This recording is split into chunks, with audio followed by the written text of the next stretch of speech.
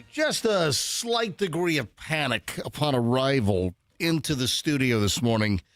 Welcome, everybody. MJ Fester has arrived. Michelle is over here. Welcome to the MJ Morning Show. Whole new week of MJ Morning Show crapcasting begins right now here at 6:02. So I come into the studio, just a slight degree of panic.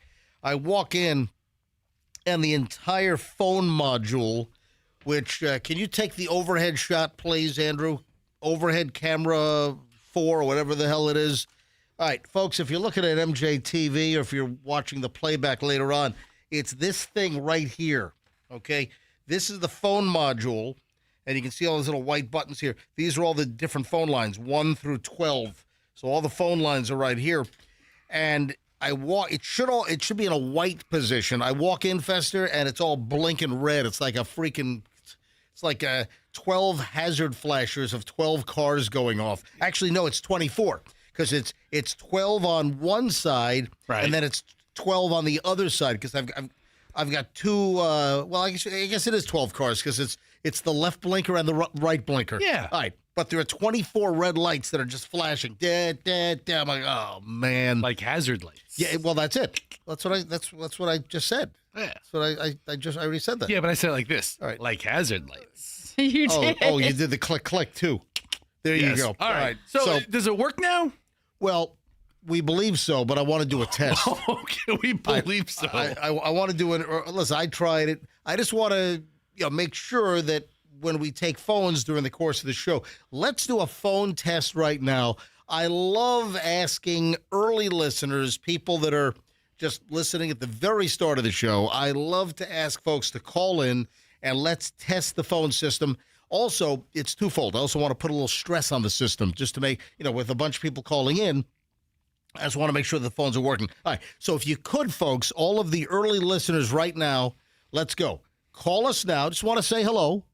Just say, hey, guys, hey, Fester, hey, Michelle, hey, MJ, hey, a little conversation. So if you're listening right now, phone us up, 800-990-1047, 800-990-1047. Just want to do a phone test, have you dial in just to make sure the phones are working, and we might have a little conversation for a second or two. Maybe. All right? Yeah, a little something. All right, so very simple. Just call in right now. 800-990-1047. We'll see if some of the regulars call in. We have some early morning regulars that will buzz in or, folks that we know are typically listening. All right, all the lines are starting to ring. This is good. All right, let me grab line 1. First is Michael in Tampa. Hello, Michael. Can you hear me, Michael? Come in, Michael. Yes, 10-4, good buddy. Welcome to Monday morning. No, Michael, you welcome to Monday morning. All right, Michael, I'm glad you're the first one in. Are you headed to work as well this morning? Yes, I am. I'm almost there. And what do you do, Michael? I work for the state fire marshal. Oh, fantastic. Are you familiar with the Fester turkey fryer fire from some years ago? Oh, yes. I've been listening to you guys for over 25 years since when I first moved down here from Massachusetts. What year did you move down from Mass? Oh, my God. No, 25 years ago. Okay. You were on 93.3 back then. Yeah, back in the day, we were on 93, exactly. Well, 25 years, you just can't shake that accent. Well, listen, he's a former masshole. Right. Yeah, but now he's not. Thank you. I didn't know if I could say that. Yeah, well, you can say masshole. So, Michael. All right. No, I'm going to let you say it. Let's have Michelle say it. See what it sounds like coming from her. All right, Michelle, go ahead. Are you a masshole? Yes, I am, dear. Thanks for asking. So, Michael, you worked for the state fire marshal's office. You recall when Fester tried to do the turkey fryer fire and it lit the van on fire, and you remember that whole fiasco? I remember that fiasco. Yeah, you know what? Hold on a minute. You thought say it again. You thought it was what? I thought it was hilarious. Yeah, the fire marshal on duty didn't think it was too funny. Well, here was the deal. It turned out that, and this was the bad luck. It turned out that like the state fire marshal, like the official state fire marshal, was in town, and they were having some kind of a meeting, and then the word got out that there was an incident in a radio station parking lot, and I guess all the people from the meeting got in their cars and drove right to our radio complex as like live in the field training. And then they wanted to turn a mountain. Then they wanted to turn a mountain into a molehill. Who was the local fire guy? Bill Wade. Ugh. What a jackass he turned out to be. He was our friend until he turned on us because of that situation. So Bill Wade could go screw. I'm sorry. I really have bad taste in my mouth from that guy. He's no friend of mine. Anyway, there was no crime that was involved, and of course all that was dropped. The state attorney's office did a full review, and they said there's no crime here. They had a hollowed out van. All of the fluids were removed, and there was a little fire in the middle of a private parking lot with. So it was. They tried to say it was arson. BS. Anyway, hey, Michael, great to hear from you. Thank you so much for calling in. Wow. All right, you have a great day. Thanks, all of Mike. You too. All right. When you said call in for a little conversation, All right, that was a long one. All right, You underestimated yourself. I got to hit all these lines here. George is in Tampa. George, thanks for doing the early morning phone system check-in. How you doing, George? How you doing, MJ? How's it going? We're great. All right, phones are working. Do I sound good? Is it loud and clear on your end? It sure is, man. I can hear you loud and clear. All right, George, you headed to work? What do you do? I'm on my way. I'm a truck driver, actually. I'm stuck on 75 with all these idiots. Hold on. What's going on? You stuck in traffic? Well, it's just a bunch of traffic. Yeah. All right, I-75 where? Where exactly are you? I just passed the weight station right now, actually. And I'm sorry to hear that, George. All right, George, you have a great day, and thanks for checking in. Hey, thank you so much, man. You too. All right, Hadley's in Jacksonville. Hey, Hadley, thanks for calling in. Can you hear me loud and clear? Yes. Oh, Hadley, how old are you, Hadley? I just turned 14. That's fantastic. Listen, school's not in session. Why are you up so early? I'm going on a trip. What kind of trip are you going on? We're going to Yellowstone with my grandparents. Oh, so are you driving to Jacksonville Airport to get on a flight? Yes.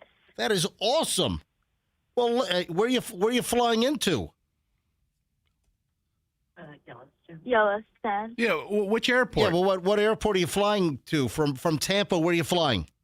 Or I'm sorry, from Jacksonville, where are you flying to? Denver. That's what I was going to guess, Denver. Anyway, guys, have a Mom, how you doing, Mom?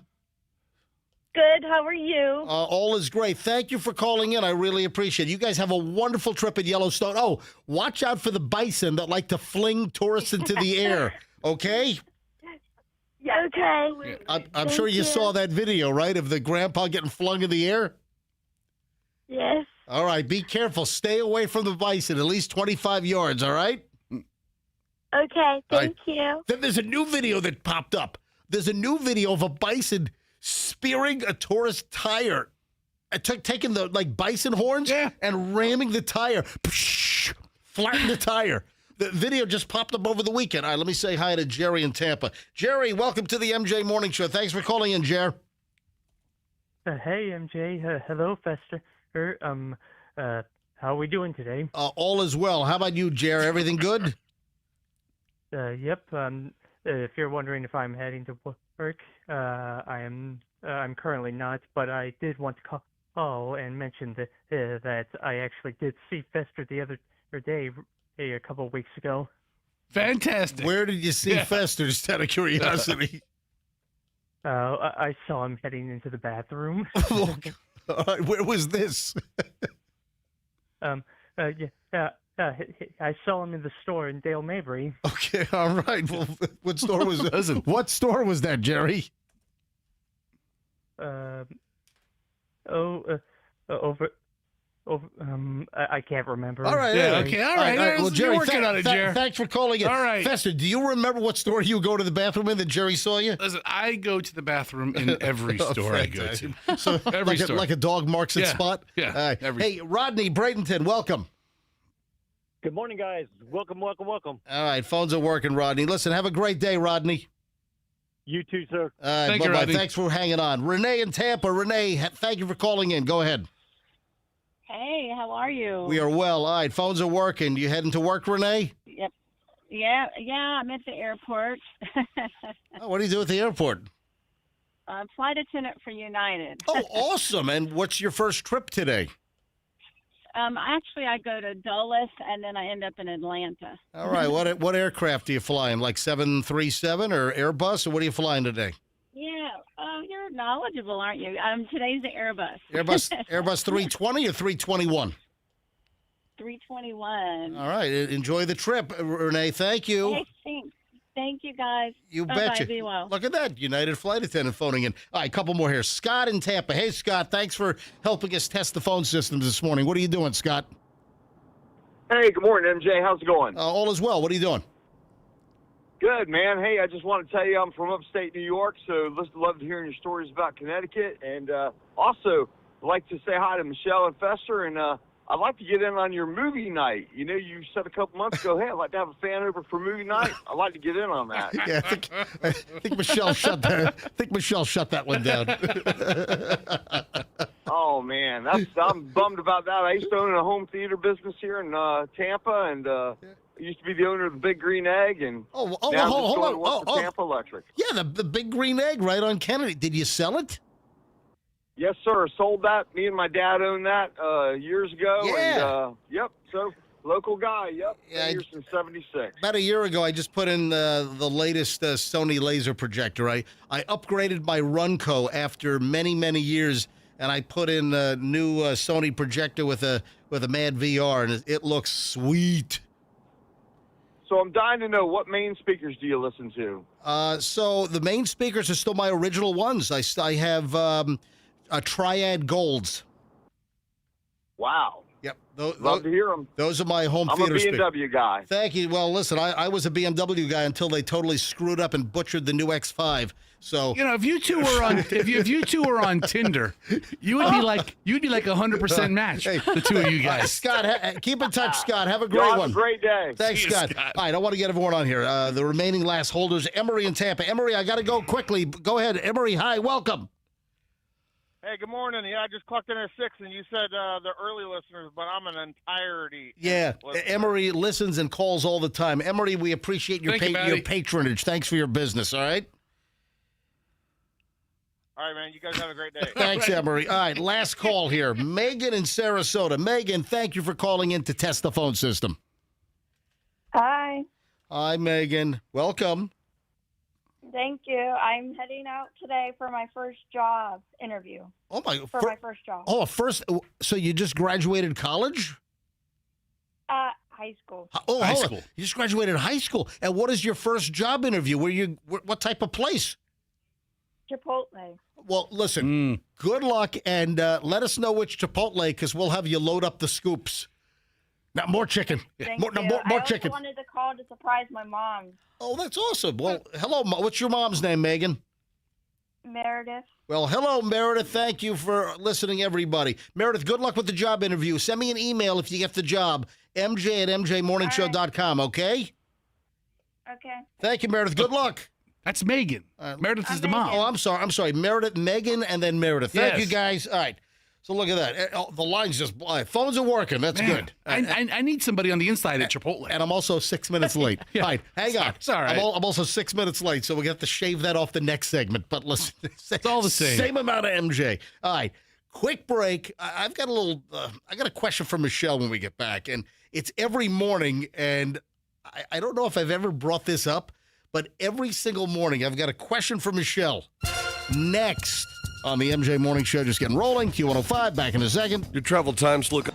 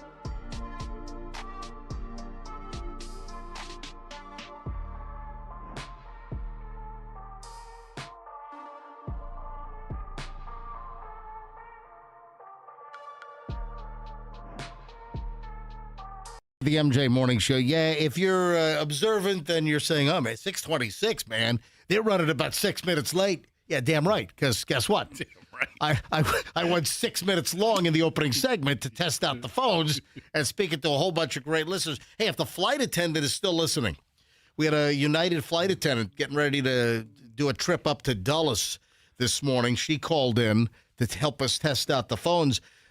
Interestingly, a buddy of mine just retired last night. Last flight, 65 years old today. Today, in mandatory retirement at 65, and a buddy of mine, a Southwest captain for like 28 years, he just retired. Last flight was yesterday afternoon from Baltimore to Atlanta on Southwest, and that's his home base because he lives in South Carolina.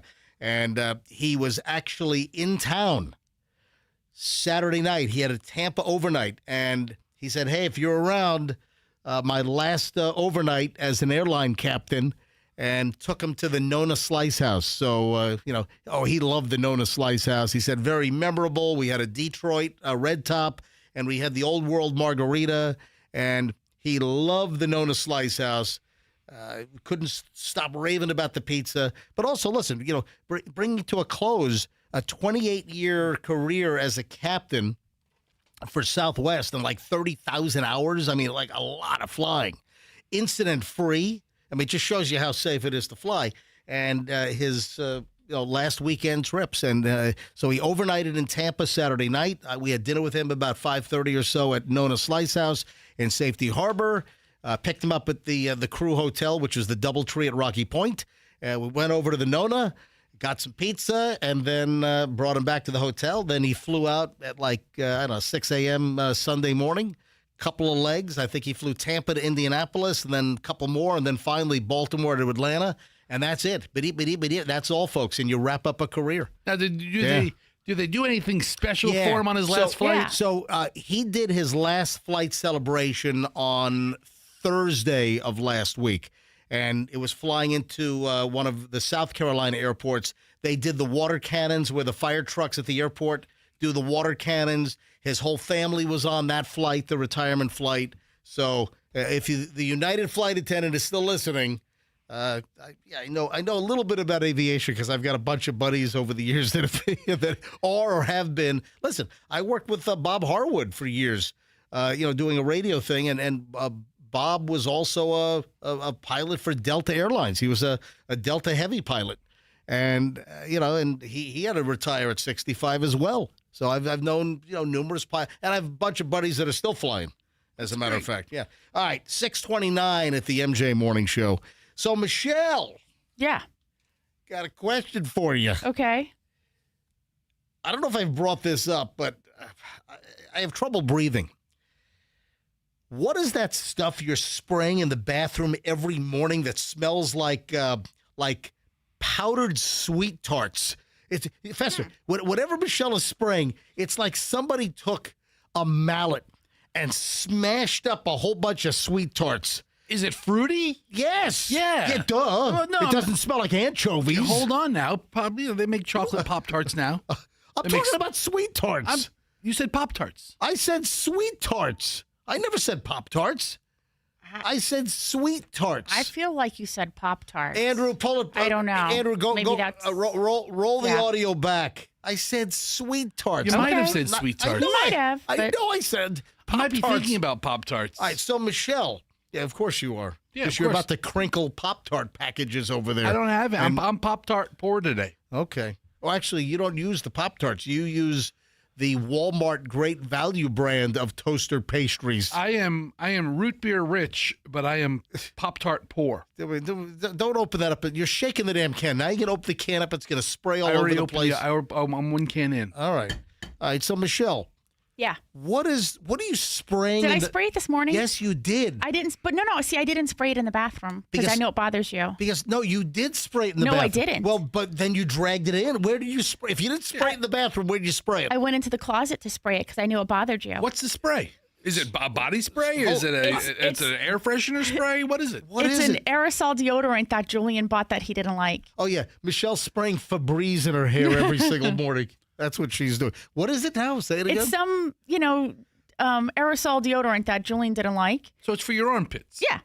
Oh, why does it smell like freaking sweet tarts? I don't know, but maybe that's why he didn't like it. But I was like, well, I guess I'll use it, whatevs. So that's what it is. What you brand? said it's a Degree, I think, is the one he. Wait a minute, it's a spray? Yeah, remember when he had a problem with the scent of the one that he didn't like, so he was trying to stick within the same brand, and so he bought like a couple of variations of antiperspirant deodorant. Right. And so I was helping him go through his stuff, and I was like, "What's this?" And it was like almost brand new can. He goes, "Oh, I can't stand the smell." And I go, I'll use it, whatever. I'm not like picky. I'm telling you. So I started using it, and the first time I sprayed it, you were like, "Oh, I'm choking. I can't breathe." And he's like having a conniption fit in the bathroom, and I go, "Well, I guess I won't be spraying it in the bathroom around you anymore." So I go all the way to the closet Wait a and I minute. spray it, and then I come back in the bathroom. Are you saying sometimes I have outlandish reactions? Yeah.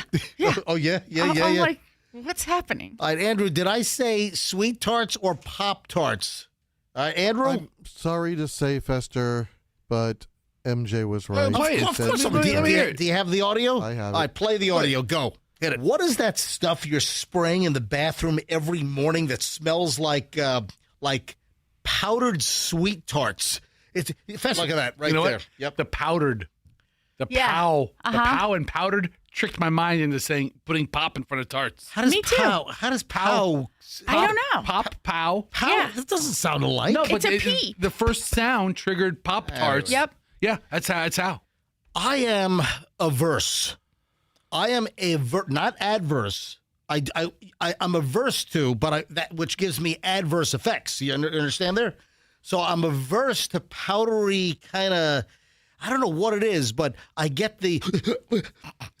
Psychosomatic. It's not psychosomatic. Some of it is because it's such an overreaction. There's like powdery type of things in the air that if I breathe it in, I get I don't know whether it's asthmatic, but I don't like the sweet tart smell of that powder. And then you might have done the right thing and tried to be courteous to me. See how courteous I am? Yeah, but then you drag it all in. So then you walk. Right. It's kind of like if you farted in the closet and then you ran right into the bathroom. You'd have a fart trail, a little trail coming in. Yeah, coming. That's why Fester, when he leaves the studio to blow him out in the hallway, I have to stay out there a couple of extra seconds. He stays out there. Yeah, I know. And then I even see you doing I kind of fan it out. He fans it out. Really? Yeah. Listen, it just gets me back in here more quickly. You guys are such dudes. There's I a whole swear. protocol. And the fact that his hand motions and gestures and everything, like what he's doing. Hey, and if the United flight attendant is still listening, Yeah. you ever crop dust in the aisles? Oh my gosh. Let one rip from like 10 Charlie all the way down to 10 Charlie. 22 Delta.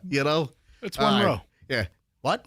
No, I said 10 to 22. That's a whole. That's all the way down. That's 12 rows. Oh, the numbers. 10 the to seats, 22. The seats are Lettered. lettered. The seats are lettered. Yes. What are you, a dummy all of a sudden? Maybe. I don't know. It's a Monday. I'm not super aviation guy. It's a Monday. Sorry, I said it, Fester. I It's said it happily, though. What's happening? it's a Monday. All right, 10:35 at the MJ Morning Show.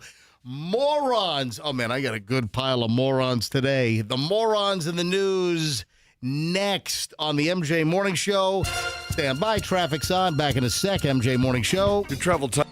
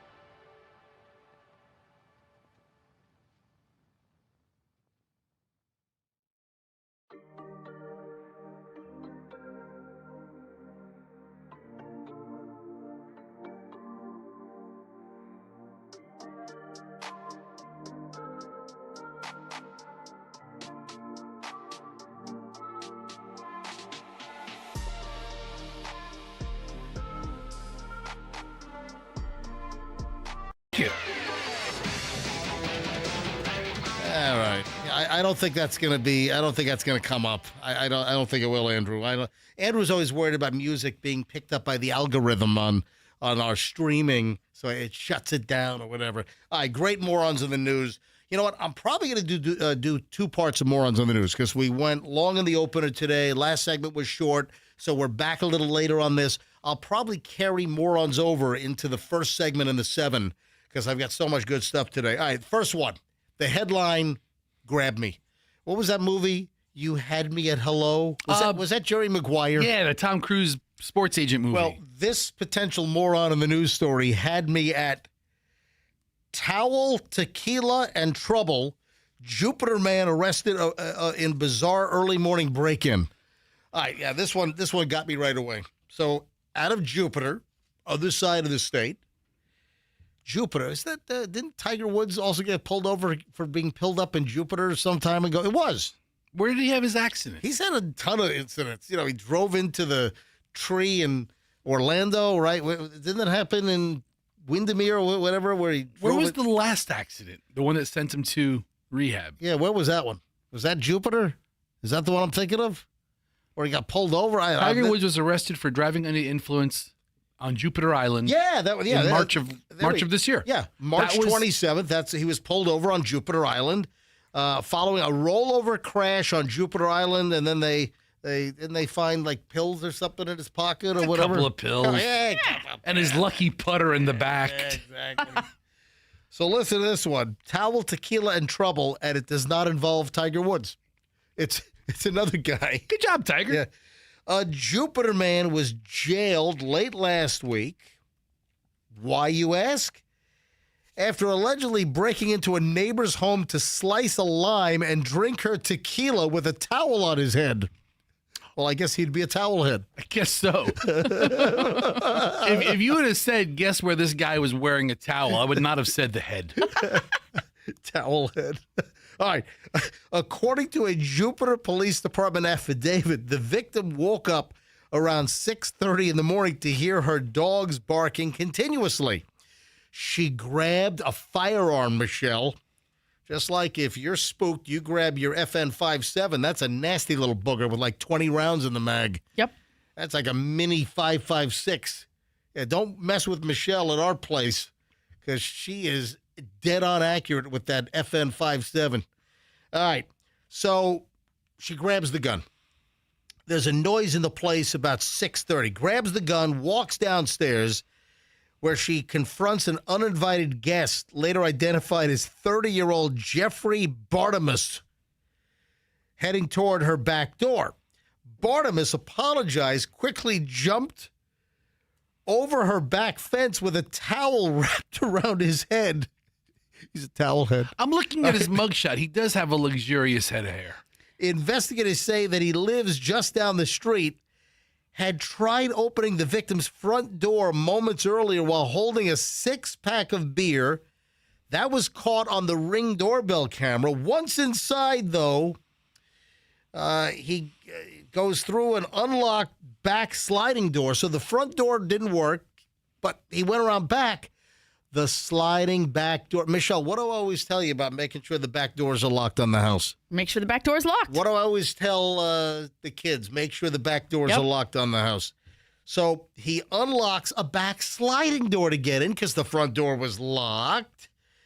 Police say he then helped himself to Svedka vodka and Milagro tequila. Am I saying that right? This is some really in-depth reporting. Yeah. Leaving open bottles, a cut lime, and a knife on the kitchen counter. A canine unit tracked Bartimus straight back to his nearby residence, where officers found his back door open. Would that be funny if someone else tried his front door and then just some other rando then went in his back sliding door and made some cocktails? That's how the police got it. Right, so Bartimus claimed that he'd been sleeping all morning after eating breakfast and drinking a few beers, denied entering the neighbor's house. When told there was Ring doorbell footage of the guy. When he was told that he was under arrest, he refused to get into the patrol vehicle, had to be pulled into the patrol vehicle by cops. Bartimus was booked into the Palm Beach County Jail for counts of unarmed burglary of an occupied dwelling, petty theft from a dwelling, and resisting an officer without violence. What a bonehead. Was his hair completely dry by that time? Like, they didn't take him with a towel, did they? Right.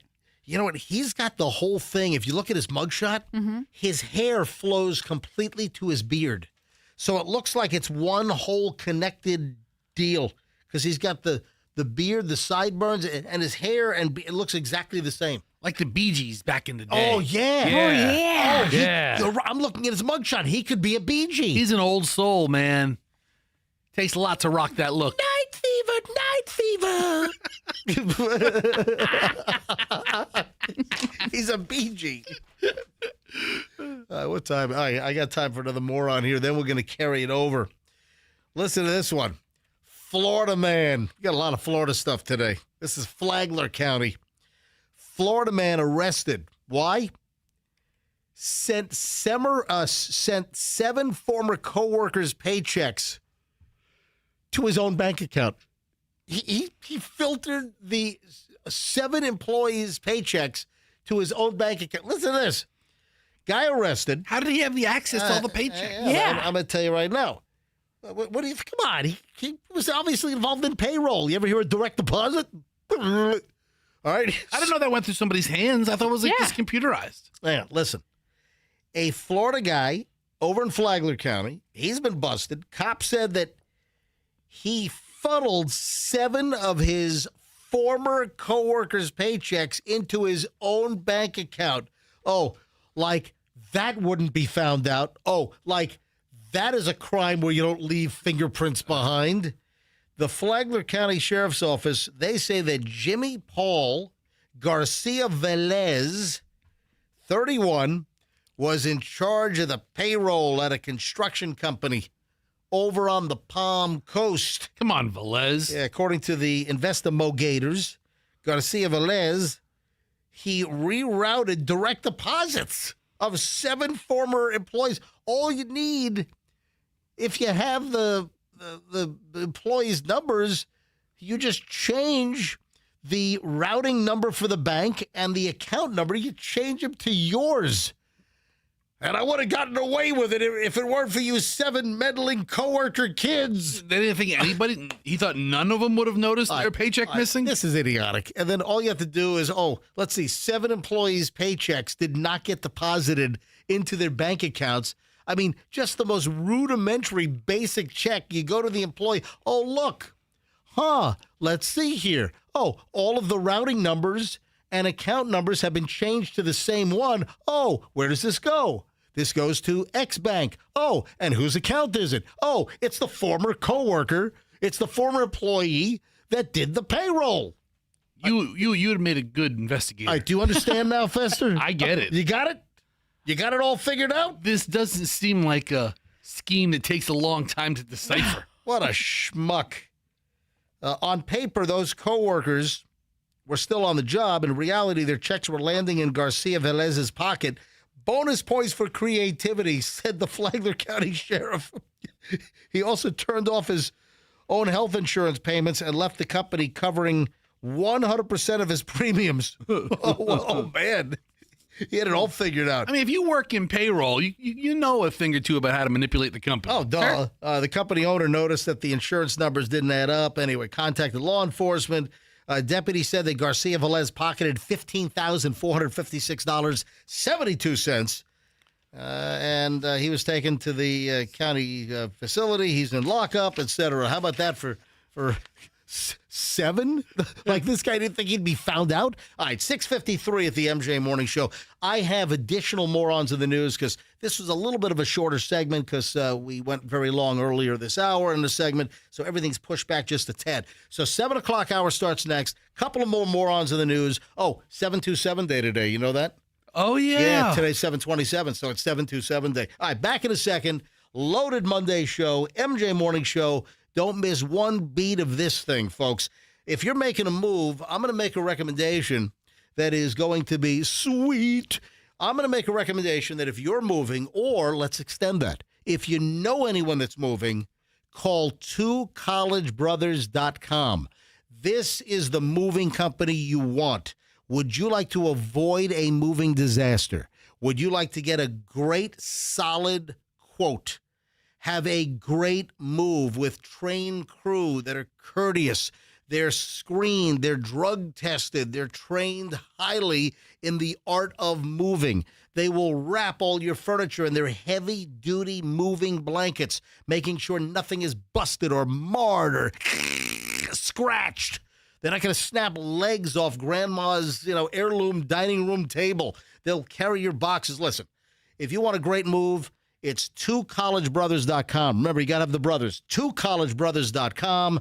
2collegebrothers.com, the smartest move you'll ever make. Mention me, MJ, get free moving boxes. How about your air conditioning? Got a problem? I got to share a little later on. I've got an email from a listener. Unbelievably great experience over the weekend. AC was busted over the weekend. Called Air Rescue, and Air Rescue was right out there, lickety split, air conditioning fixed, and they even got they even point out they got the MJ discount, 10% off on the air conditioning repair bill because they mentioned me, MJ. So if your air conditioning goes out, folks, you want airrescue.com. Airrescue.com. 888 never wait, or go to the website airrescue.com and get the phone number. Call them up. Tell them that the MJ Morning Show sent you. Airrescue.com is formerly Plan B Air Conditioning. Same great folks, same great company. They just had two different companies. They all merged it into one. So that's the deal. Oh, and this month, July, hurry. $2,500 off a new Daikin top-of-the-line system. Daikin stuff is great. We have 3 in our house now, installed by AirRescue. Daikin air conditioning systems, Central Daikin Systems, $2,500 off right now. Airrescue.com. Tell them that MJ sent you. If you've seen a great-looking SUV on the road, or if you've seen a great-looking car, I'm driving with Julian over the weekend, and we saw the G80. So the GVs are the SUVs, and the regular Gs are the cars. So already, I know that the Genesis SUVs are great-looking vehicles. And then I see a Genesis car. I'm like, man, that's a good-looking car. Where can you test drive Genesis and get a great deal? There are awesome lease deals right now at Genesis of Tampa. And the good news is that Tampa, you now have a Genesis dealer. That's right. Hillsborough County, Tampa, before you had to go to like Pinellas or go to Polk to go buy a Genesis. Nope, no longer. There's now a Genesis dealer in Tampa, 275 in Bears, technically Bears and Nebraska. It's genesisoftampa.com. There are great lease deals right now. Summer of savings is on. You don't make a payment for 90 days. You got to go to Genesis of Tampa. Great service department. genesisoftampa.com. Tell them MJ sent you. Traffic's on 657. Let's grab Schreiner. MJ Morning Show back in a sec. We have some road construction on the Sun.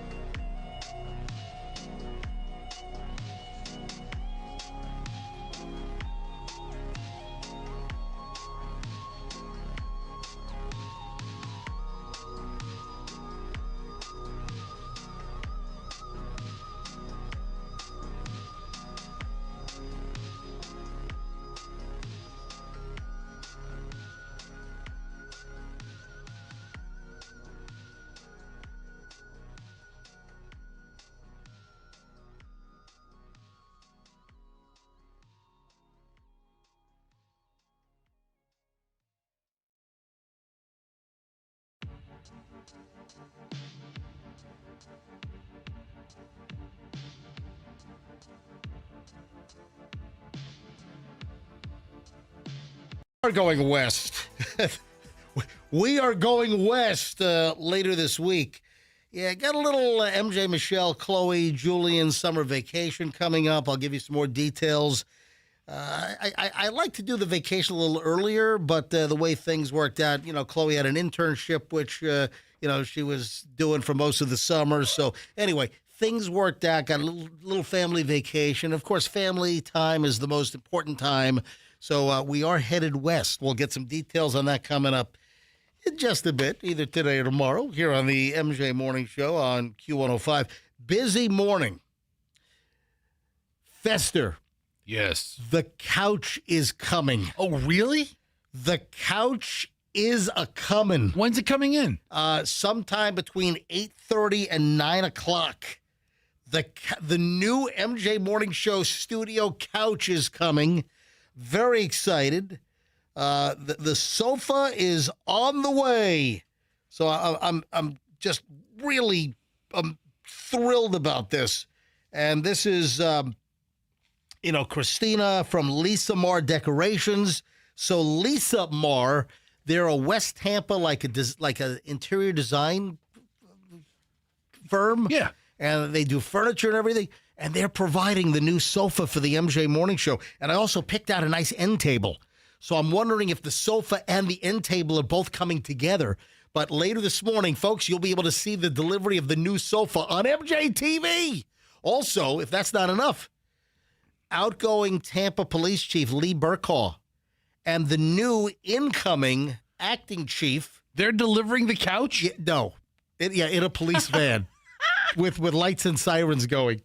No, outgoing Tampa Police Chief Lee Burkaw, who's retiring, he's going to become a professor of criminology over at USF. So Lee Burkaw is coming in with the new acting chief once he retires, Brett Owen. So they'll be in about 8:30 as well. They'll be our first guest that can sit in the new sofa.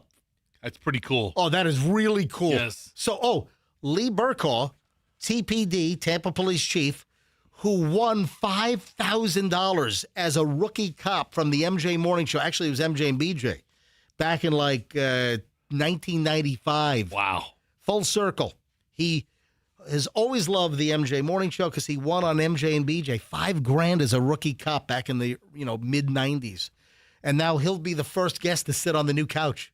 Is that awesome? Pretty cool. That is amazing. All right. Let's continue with the morons in the news. I'm doing a double dose today here on, you know why? Because it's 727 Day. We celebrate the 727 area code. All things Pinellas County we celebrate today. You know what? An 813 Day. Yeah, well, are we going to have an 813 Day?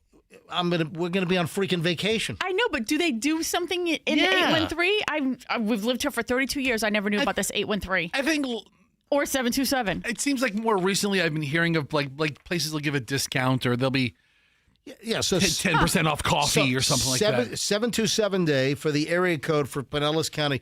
Do you know? Listen, the whole area. For those that haven't been here a long time, the whole area used to be 813. You know what? I read that and I was like, you don't remember? I didn't really remember that until I read it, but then I remembered you telling me they're getting a new area code over there, and I was like... Michelle, we didn't have 727 in the Tampa Bay area until 1998. I know. Before 98, Pinellas County was 813.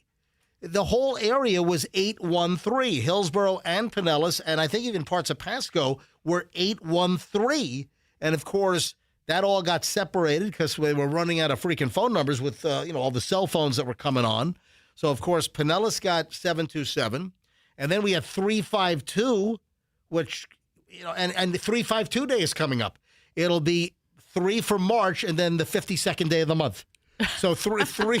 We're all really excited about it. 352 days coming up next March. What about 860? Oh, for Polk County, 863. Yeah, the 63rd day of the month, we're all getting ready. 63rd day of September. And then what? 941. For Bradenton, Sarasota. Right around the corner. Yeah. Oh, yeah. So that'll be, 941 is the 41st day of September for, month number 9. That's coming. Yeah. It only works for a couple of area codes, 727 and 813. Works for those. All right. Morons in the news continue. You see what happened out in Polk County? Oh, Grady Judd is all pissed about this one, as he should be. What happened? 5 teenage basketball players busted, arrested, stealing from a Davenport 7-Eleven, according to Sheriff Grady Judd. Come on. Yeah, and the coach was also arrested after the theft incident. So what happened? Sheriff Grady Judd said the teens are on a Washington, D.C. AAU basketball team. They were in Polk County to compete in a tournament, and they come to Grady Judd's Polk County, and you think you're going to steal from 7-Eleven? Tell you what, if I were the judge, I would sentence you to 7 to 11 years in jail. That'd be funny.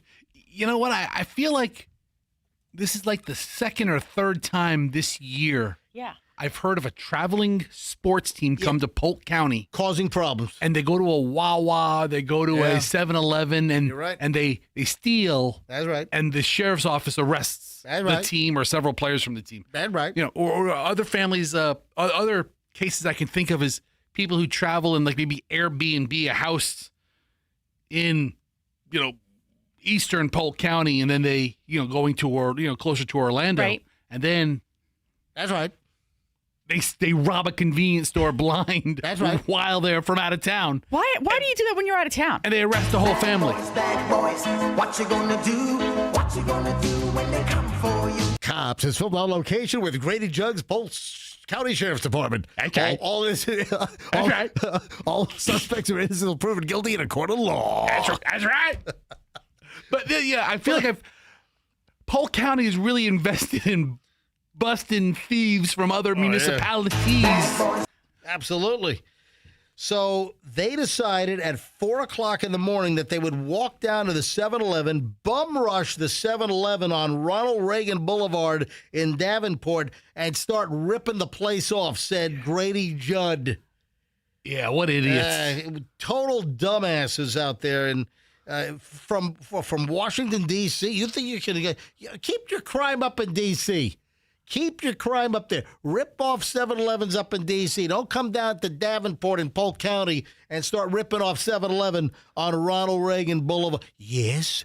Well, I can't believe these kids came down from Washington, D.C. So 3 players, let's see here, 3 16-year-olds and 2 17-year-olds. They stole gummy bears. They stole Doritos. They stole lemonade. They stole other snacks inside the 7-Eleven. They were arrested. Yep. 3 of the 5 teens were arrested, and then the coach was also arrested, Malik Harvey. Coach Malik Harvey was shown pictures of all 5 of the thieves that were stealing. Of course, we had 3 in custody. He denied knowing who the other 2 were. He resisted us. Wow. He resisted us when he did not cooperate with the investigation. When he directly lied, he misled us. That's a charge right there. Now, he could have said no comment or I refuse to answer. He denied knowing the other 2. He made a statement. Yep. He could have said, I plead the 5th. False statement to law enforcement. Grady Judd also said that Harvey works for the Department of Juvenile Justice in Maryland. What? What? Yeah, the coach works for the Department of Juvenile Services at the Cheltenham Youth Detention Center in Maryland. Are you kidding me? Not for long. My God, another coach did the right thing, according to Sheriff Judd, and identified the 2 other individuals that were involved in the 7-Eleven bum rush and takeover, ripping stuff off. And you know what? That other coach was one of the kids' mom. Yeah. So, and that's what Grady Judd pointed out, that the other coach did the right thing, identified her son, who was part of the theft swarm. So Grady Judd said, quote, Mama did the right thing, or Mama did what was right. She cooperated. She was as mortified and upset as was appropriate, but not Coach Harvey. So we arrested Coach Harvey, according to Grady Judd. Wow. You know what? Here's the thing. What time did this happen? 4 a.m. 4 o'clock in the where Are they going to get kicked off the team? Because I think that is like, they're supposed to have a curfew. That's got to be some violation of some rule that they agreed to follow. Well, yes. The whole team, I'm guessing, maybe had a forfeit if you have 5 players missing. 5 players are in juvie lockup for ripping off 7-Eleven.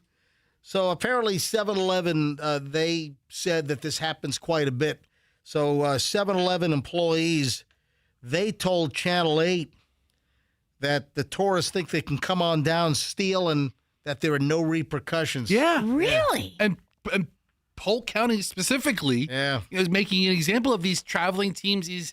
I don't know if AAU is the right league that they play under, but a lot of traveling basketball teams come for big tournaments in this Central Florida area. They need to be notified. I mean, either a sign at the airport or I don't know what highway they take to get into Polk County, but there just needs to be like a big old sign with Sheriff Grady Judd up there that says, you will be arrested if you do something here. You know what? They need to put us, instead of like welcome to Polk County, it ought to be Grady Judd's picture, and it should say, don't F around in Polk County. Yeah. I'm watching. FAFO. Play your basketball games. Yeah. Enjoy yourselves. You're right. Don't steal. You know what? Polk County and Grady Judd Sheriff's Department there, they need to have the FAFO mobile. Yep. The FAFO, the F around and find out mobile. Just drive around. It's the Polk County Sheriff's Office FAFO mobile. That's what they ought to call it. Yeah.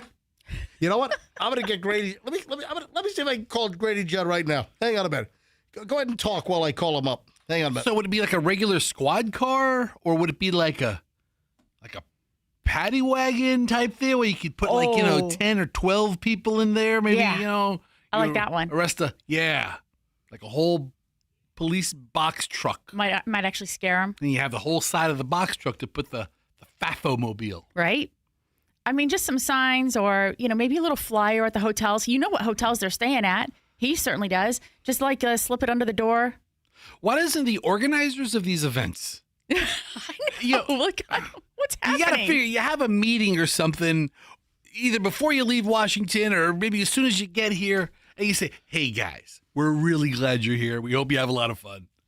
Don't steal anything. Yeah. Right. It will not work out at all. Did you find the other story? Because I'm telling you, there were other traveling teams. There was. I thought this was a repeat story that you were doing, because there was one from, I think it was Polk County as well, where they went to Dick's, didn't they? And shoved a bunch of stuff in the shopping bags or something. You're right. Because I feel like I heard that story from you, recently, and I was like, oh no, he's doing a repeat story. But it's not. It's totally different. So I just texted Sheriff Judd, and I'm hoping that he sees should I just call him? I mean, what if he's in the bathroom? I don't know. I always like to give the man a little time. They need the FAFO mobile. They do. He'll love that idea. The Polk County FAFO mobile. And they have those DARE cars. Right. They have the DARE, the drug education cars. They need the FAFO mobile. Yeah, forget the DARE program. You know what? The kids have heard about drugs by now. You know what? I might even call Chad Chronister in Hillsborough County, my sheriff, my county. He needs one. I think Hillsborough needs a FAFO mobile as well. Okay. All police agencies need one. The city of Tampa needs one. All the counties need one. The city of St. Petersburg needs one.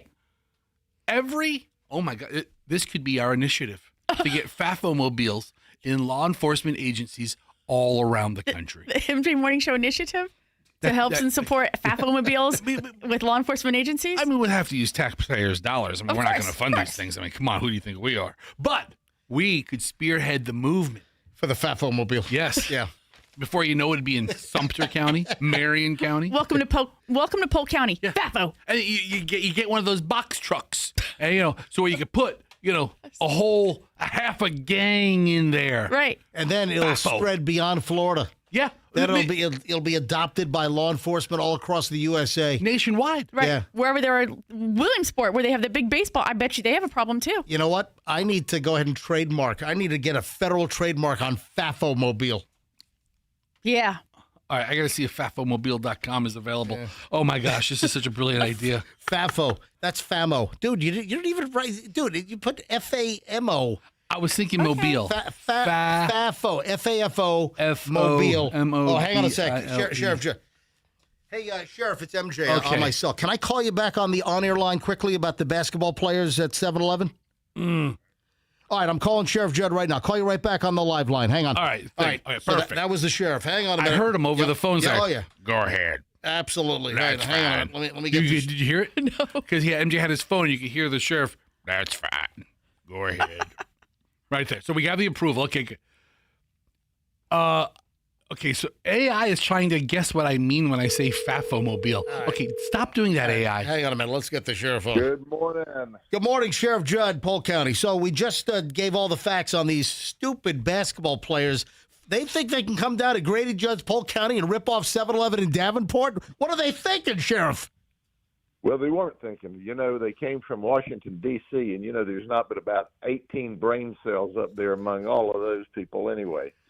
You know, you take the politicians, you take the criminals, and then they came here and decided, hey, we'll just bum rush the 7-Eleven in Davenport, Florida. Yeah, not a good move. So, Sheriff, we just went over all the facts. I read your spectacular quotes, and then to find out that the coach that works at a juvenile facility and try to cover for two of the players, and then the mother of one of the guilty kids actually turned her own son in. Unbelievable facts. But here's what we have for you. Oh, boy, you're going to love this. We came up with the Fafo-mobile. So here's the deal. Sheriff, you need to come up with a big box truck or panel van, your picture on the side of the van, and it's the Polk County Fafo-mobile. And you know what that is? It's F around and find out. You come to Polk County, you guys, you need a Polk County Sheriff's Office FAFO Fafo-mobile. Do you know, we also came up with our last operation. We said poke around and find out. Poke around. I love it. Poke so around. clever. That is very clever.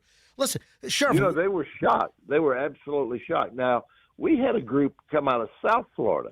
They came up to one of the short-term rentals for the weekend, and we arrested 13 out of the Wawa. So, and they go, wait a minute, you're taking us to jail?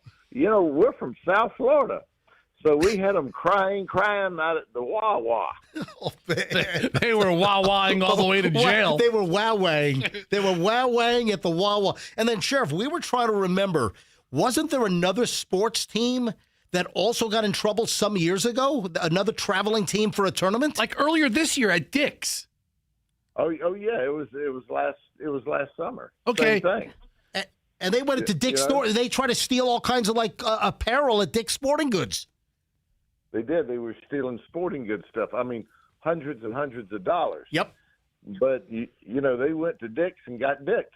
Yes. Oh yeah. They sure did. I'm telling you, Sheriff. Let's do the Polk County Fafo-mobile, okay? I like that idea. And we can put, benches on both sides of it. That's right. So we can. Yes, enough space inside the box truck to arrest, 15 people. It's the Fafo-mobile. Sheriff, always great to have you on. All right, man. Y'all have a good day. Thanks, Sheriff. All right, Sheriff Grady Judd, Polk County. I think he likes it a lot. Oh, he does. Oh, yeah. There'll be a Fafo-mobile in Polk County before you know it. Giddy up. End of the day. End of the day. The truck will be wrapped by the end of the day. God, we have no higher priority today than the Fafo-mobile. Exactly. All right, 7:21 at the MJ Morning Show. All right, we're loaded. When we get back, we start an hour and 20 minutes of nonstop MJ. I've got listener contact. Oh, Michelle, I got a Kraft macaroni and cheese email for you. We'll get to that coming up in just a bit. Britney Spears. Oh, Bret Michaels. We've got all kinds of celebrity stuff coming up. I mean, I'm going to do an early celebrity pile. We're loaded. Next, don't move. Oh, something really bad happened at the YMCA summer camp. Oh, man, wait till you hear this. In fact, I might have to do a karaoke track live on the air to the YMCA. All right, hang on. Pack next. MJ Morning Show, Q105, 104.7 FM. Please stand by. Hey, need some garage door assistance, ladies and gentlemen? Do you have a problem with your garage door? Do you need a service call? Do you have a broken spring? You also have that wire. It's called a tension wire. Sometimes that snaps. Something out of alignment. Any service call, for your garage door, it is essential that you call the best. I certify them, folks. It's Banco Doors, Banko. Around since the 80s, folks, over 42 years in the Tampa Bay area. It's bancodoors.com. Any service issue with your garage door, bank on Banco. If you want a new garage door, Clopay. Great line of Clopays at Banco. The return on investment putting a new garage door in your house is like 268%. You want a new LiftMaster state-of-the-art garage door opener with video and fully app-controlled? Banco. Anything garage door related, bank on Banco, bancodoors.com, and tell them that MJ sent you. The roof on your house, it might be leak-free one moment, and then something shifts, and then you've got a leak. What do? If suddenly you discover a leak in your roof, I'm going to tell you what to do. You get a hold of Hendrick Roofing. Hendrick Roofing, the official roofer of me, MJ, and Michelle. Why? Because Hendrick Roofing put the new roof on my house when it was under construction in 2004. And guess what? We just replaced our roof a couple of months ago, 22 plus years later, and Hendrick did it again. I mean, what does that say? I'm using the same company 22 years apart. I now have the latest, rubber membrane peel and stick roof product, totally different than what was done 22 years ago. The roof is phenomenal. If you need a new roof, folks, it's Hendrick Roofing. Any repair, Hendrick Roofing. Commercial as well. They do residential, and they have a full, amazing commercial division. If you need a commercial roofer, hendrickroofing.com. Tell them that MJ sent you. Another great company that's done work in my house as recently as 2 weeks ago is Air Rescue. So Air Rescue, formerly Plan B Air Conditioning. Same owners. They had two different companies. They rolled Plan B into Air Rescue. Same grade integrity, same crew. They did a wonderful job putting in now our third new air conditioning system. So inside of 10 months, we had a system put in last summer, and then we've had two new systems put in like the last month and change. So we now have three new Daikin systems in our house, and I've got good news for you. But you got to hurry, because today is the 27th. You've got just a few days to go. $2,500 off a new Daikin system. $2,500, not $250 for America 250. They added a zero. $2,500 off a new Daikin system for your home right now. Quick, hurry. It's through the end of July.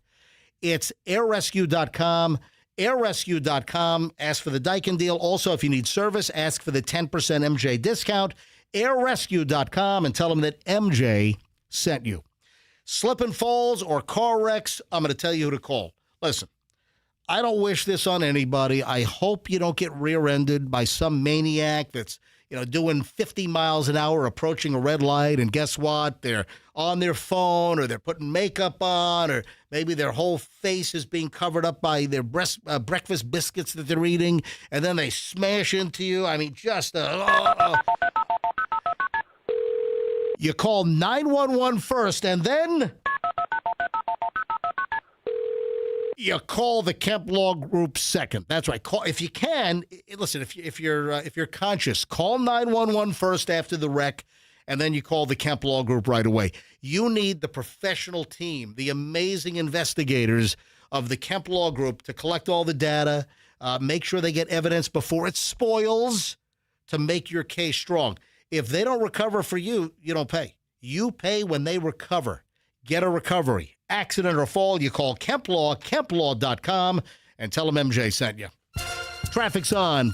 Let's grab Schreider, and then we'll do an hour, 20 minutes nonstop MJ next. The road work on the Suncoast Parkway.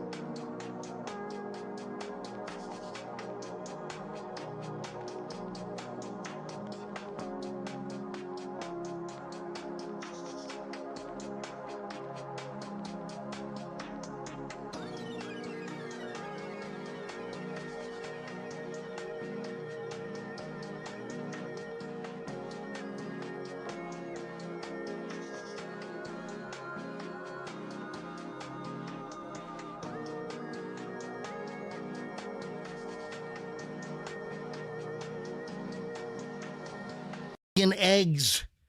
What did you see this over the weekend? I saw this, I think, on Friday. I saw this after the show. Nearly 1.6 million white shell and brown shell eggs are being recalled due to potential salmonella contamination. What other kinds are there? There's white shell and brown shell. Right? And then you got the Easter eggs. They're like pastel colors. Good point. That is true. What the heck is going on with the food supply?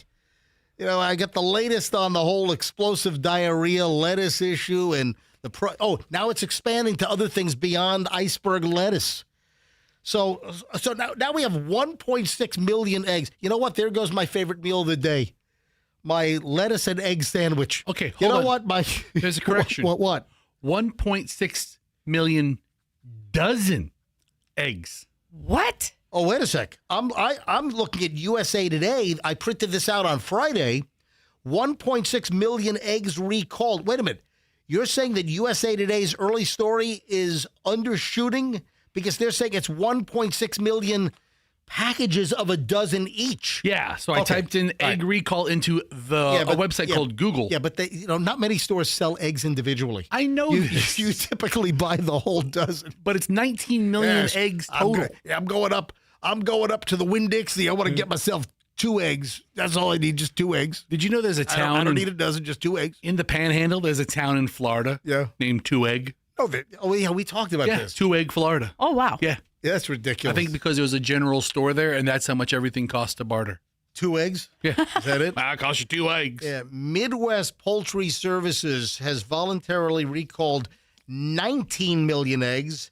So it's 1.589. It's actually 1,589,577 dozen eggs. So is there anything they can do with these eggs? I don't know. But listen, lettuce is being recalled. Eggs being recalled. That's my daily meal. My egg and lettuce sandwich. I'm screwed, you know? Your EL sandwich. egg and lettuce sandwich. I'm just crap out of luck now. I mean, can horses eat this egg? I mean, can cows eat the egg? I don't know. Can it be used in some kind of production? Yeah. Can it be used in dog food if it's cooked? I don't know. Hey, you want to hear something crazy? What? So, summertime, summer camps, one of the camps that people know of all around the country, YMCA camps. Sure. Did our kids ever do a YMCA camp, Michelle? Why does that sound familiar? No, they didn't. Oh, a Girl Scout camp. Didn't Chloe do? Chloe did 2 Girl Scout camps. Yeah, that's right. All right, so Chloe did Girl Scout camps. All right, listen to this. Several kids at a YMCA summer camp were sickened by mushroom-laced edibles. Ooh. You know what they say, don't you? What? It's fun to do edibles at the YMCA. Yeah. I agree. Man, that fit right in, didn't it? Microdosing at the YMCA. Yeah, go ahead, you ready? Yes. Hit it! Microdosing at the YMCA. There you go. Oh, man. I'd you like to send your kids to the YMCA camp and your kids are eating laced edibles with shrooms. So the YMCA camp, I believe, is like a day camp. It's not like a sleepaway camp where a bunch of kids are, Oh, there are YMCA sleepaway camps as well, I believe. I think you have day camp and sleepaway camp. I'm I've never heard of that. This happened in New Jersey. Cops in Jersey are investigating several children attending a YMCA summer camp in East Orange allegedly consumed suspected mushroom-laced edibles. That's right. Wait, I got a new one. It's fun to hallucinate at the YMCA. YMCA. Yeah. I'm sure if I spend like 3 more minutes, I can come up with full lyrics on this thing. I mean, we could. Yeah. Yeah. So. It's fun to do shrooms at the YMCA. You know what? I need to smooth that out. Shrooms at the Y. The problem is I need to smooth stay, it out. Yeah. Stay is a 1-syllable word. We don't have a lot to work with. Fun to stay at the Y. It's fun to stay at the... You got to get rid of the it's fun part. Yeah. Microdose at the Y. Which one do you like Getting better? kids high at the YMCA. We got to. It's fun to get high. No. It's fun to stay. See, stay is one syllable. That's the thing. Getting high at the YMCA. I thought it was a little early. Yeah. Still, the bones were there. Yeah, good bones on that. How about it's just fun to get kids high at the YMCA. It's not fun to get kids high at the YMCA. Well, they thought it was. Listen, hold on. None of these songs are serious, MJ. Right. I mean, listen to MJ. Well, hold on a second. It's not fun at all. No, we're making jokes. He started. Yeah, I mean, Yes. So 11 a.m. last Friday, cops respond. Fire rescue responds. At least 13 kids not feeling well. Video shows Cynthia Cunningham racing her 12-year-old child to the hospital while her 9-year-old sister was recording with their phone. Yeah. And then mom posts this on social media? Everybody posts it on social media, man. They're always rolling. So, any idea who brought the edibles? Oh, yeah. That's under investigation. Yeah, a short time later, one of the kids who had consumed the suspected edible reported feeling ill. 12 other campers followed suit. You know what the mother was saying on that video? Yeah. What's that? Cue up the music. I'd go. My kids get high at the YMCA. My kids get high at the YMCA. All right. There you go. All right. Well, because, it's her kid. Sure. Yeah. Hey, I saw this last week. I didn't mention this last week, but we got to jump on the bandwagon here. Did you see the... Damn it. Okay. Why? The text messages are coming in now. With new lyrics? So Evan gave me my kids get high at the YMCA, so thank you to Evan. Right. But another guy... you want to do it? You well, ready? Should I cue up the music? Okay, right. You ready? Yes. Here we go. My kids go to the high MCA. Oh my gosh. High That's so good. MCA. Dun, dun, dun, dun. All right, so the text messages are now coming in. All right, good. Thank you, people. Thank you very much. MCA, getting high at the YMCA. The high MCA. Dun, dun. The high MCA. All right, wow. Did you see the gigantic trash can lid size roll of toilet paper? Dude, you didn't see this? I'm looking. Where, oh, my God. What, is it for sale at Costco or something? Charmin. I think you can even get it on Amazon. Charmin, it's the Forever Roll. Charmin is selling literally a roll of toilet paper. It's like the size of a trash can lid. It's massive. And have you ever seen... These are like industrial. Yeah, you ever in a stadium bathroom or something? You ever see those giant rolls? Almost exclusively. I think this is even bigger than that. It's called the Charmin Forever Roll Kit, and it's on sale at Amazon for $19.99. Hang on, let me go to my Amazon app. Oh, I got two things being delivered today. Is one of them the giant Forever Roll of Charmin? No, I've got a Pelican case for my Perdix Dive computers and my Nitrox analyzer coming. Got a great deal on a Pelican case. You know what? If I get you the right batch of lettuce, you'll need the Forever Roll. Yeah, hang on a minute. Let me type this in. So this is the Forever Roll starter kit that I'm looking at, and it's 2 rolls. Yeah, Charmin Forever Roll. Up. Hang on a minute. Yep, hang on. They got... Yeah, here. 3 refills. Hang on, I want the starter kit. So starter kit comes with a stand? Oh, here it is, starter kit. Hold on, why is it $29.97? Well, because it's... Oh, it comes with a stand. Yeah, it comes with a stand. It is $29. Yeah. Oh, no, hold on a minute. What's the problem? No, because the story I have says it's $19.99. Maybe the refills are. Oh, no. I think the sale is over. So the story I have, see, I should have gotten to it. Yeah. You know what? The Charmin Forever Roll Starter Kit was on sale at Amazon for $19.99, a 47% discount. The kit included 2 large rolls of toilet paper, each designed to last about a month. A stainless steel stand is also included, making it a practical option for smaller spaces like dorm rooms. The Forever Roll is described as having 32 times the sheets of a regular roll of toilet paper. Oh, yeah, sale's over. Definitely over. Oh, man. Yeah. I knew I should have gotten to this on Friday's show because then the 47%, instead of $29.99, you could have gotten it for it's now on Amazon for $29.99. The stainless steel stand and the 2 rolls. So now it's hang on. Andrew says grab line 3. I'm going to put this in my shopping cart. I'm going to buy it on Brown Friday. Hey, how about explosive diarrhea Monday? Yeah, right. Yeah. You know what? This will come in handy with all the explosive diarrhea going on. How many squares are in a regular roll of toilet paper, Michelle? Do you have any idea? I have no idea. No, each roll is different. I don't know. I mean, also, it depends. I think it's about 100. It depends. Nope. It depends on the number of plies. It depends whether it's that really crappy, like sandpaper, wafer thin toilet paper they have in the elementary schools versus, some nice quilted Northern or something. All right, hold on. I'm looking at a roll of Charmin 24 pack, and each roll has 123 squares. Okay. This has 1,700. So it's like 15 rolls of toilet paper. That lasts me about a week.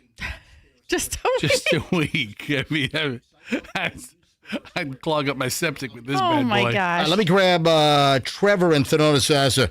Trevor, you're on the MJ Morning Show. Hi, Trevor. Hey, how you doing? Do you have the Forever Roll? Yeah, I just bought it like a week ago, like a week and a half ago. So you got the sale. You got the $19.99. I don't know if I think I bought it for like $27 or $26 for 2 rolls. Did you get the stainless steel stand as well?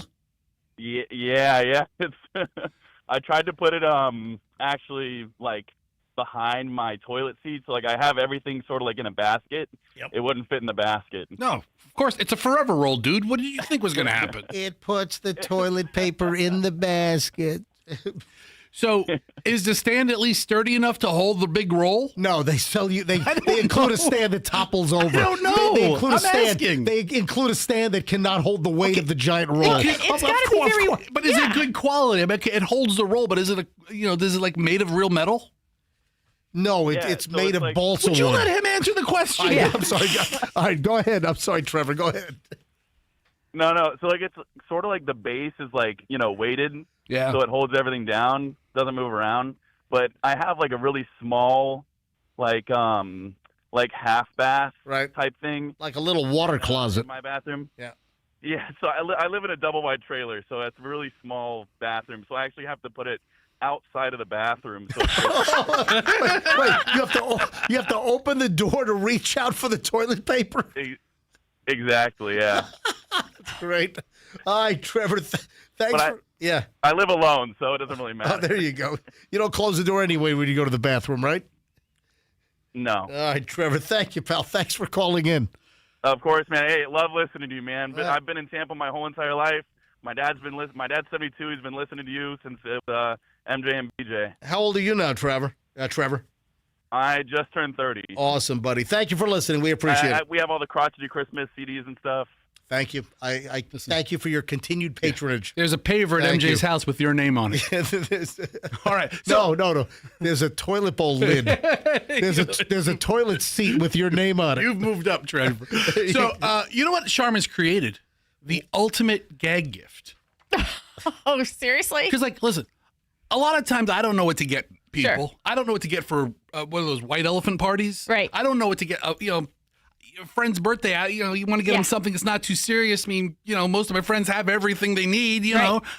So this is a perfect, for $30, this is a good laugh. So wait a minute. If he paid like $27, $28, $29 last week, and now it's at $29.99 on Amazon. Right. When the hell was the sale? So Amazon, when was the $19.99 sale where it was $10 off what it is right now? Right now, the Charmin toilet paper Ultra Soft Forever Starter Roll Kit, the stainless steel holder, and the 2 rolls is $29.97. He may not have bought it off of Amazon. We didn't ask him where he bought it from, did we? Right. Because It's sold out at Walmart. Target sells them. Walmart sells them. All right. But we missed the Amazon window. This is the ultimate gag gift. Totally. Somebody's getting a little older. What do you get him? What do you get somebody for a 60th birthday party? All right, Michelle. Charmin starter The big super roll. Right, super roll starter kit. Michelle, I don't know what it's called. I'm done with toilet paper. I'm All moving right, on. what? Just wipe that right up. Wipe So, it off. Christine sent an email, and I hate to have to tell Christine live on the show or send her an email back that, I mean, I love that listeners are looking out for us, and, we always get great response from listeners. Christine sent an email. Hello, MJ. Just thinking about the lovely Michelle, I want you to be aware that this Publix BOGO is going on right now, and it's the Kraft macaroni and cheese is on BOGO. Oh. However, it's those, like, the plastic cups with the individual servings. Are those the microwave? Yeah. Are those the microwavable ones? Yeah. All right. So you're really a fan of the square box. Yeah. Now the kids. Well, when I'm making it for more than one person, I have to use the box. But when I'm making it just for myself, I can use the little cups. But the kids like the cups more. Well, because they're in dorm rooms. Yeah, the kids like the cups. But Michelle, your ultimate favorite is the 88-cent box. Is it still like 88? Has inflation jammed that up to over $1? So Michelle's favorite though is the square box. The square box is $1.19 at Target. Yeah, the loose noodles. You rattle the box and you got the packet of the. It used to be that the powder was like flaming Cheetos colored. Remember that? Yes, No. I just saw a story about this. Yeah. So I think I sent it to you and the kids. The Kraft macaroni and cheese powder used to be like more orange. Like it used to be like Yes. like traffic cone colored. It used to be like construction cone orange. What color is it now? Well, it's more of a subdued orange, right, Michelle? Because Yes. they took out They took out that red dye. they took the cancer Yes. out. They took the cancer. They removed the cancer. They removed the cancer. They made it healthy, but it's, not as flavorful. Why I don't don't they know. put that on the label? Now, cancer-free. Kraft macaroni and cheese now without the cancer. You're going to love it. remember the homeless voiceover guy?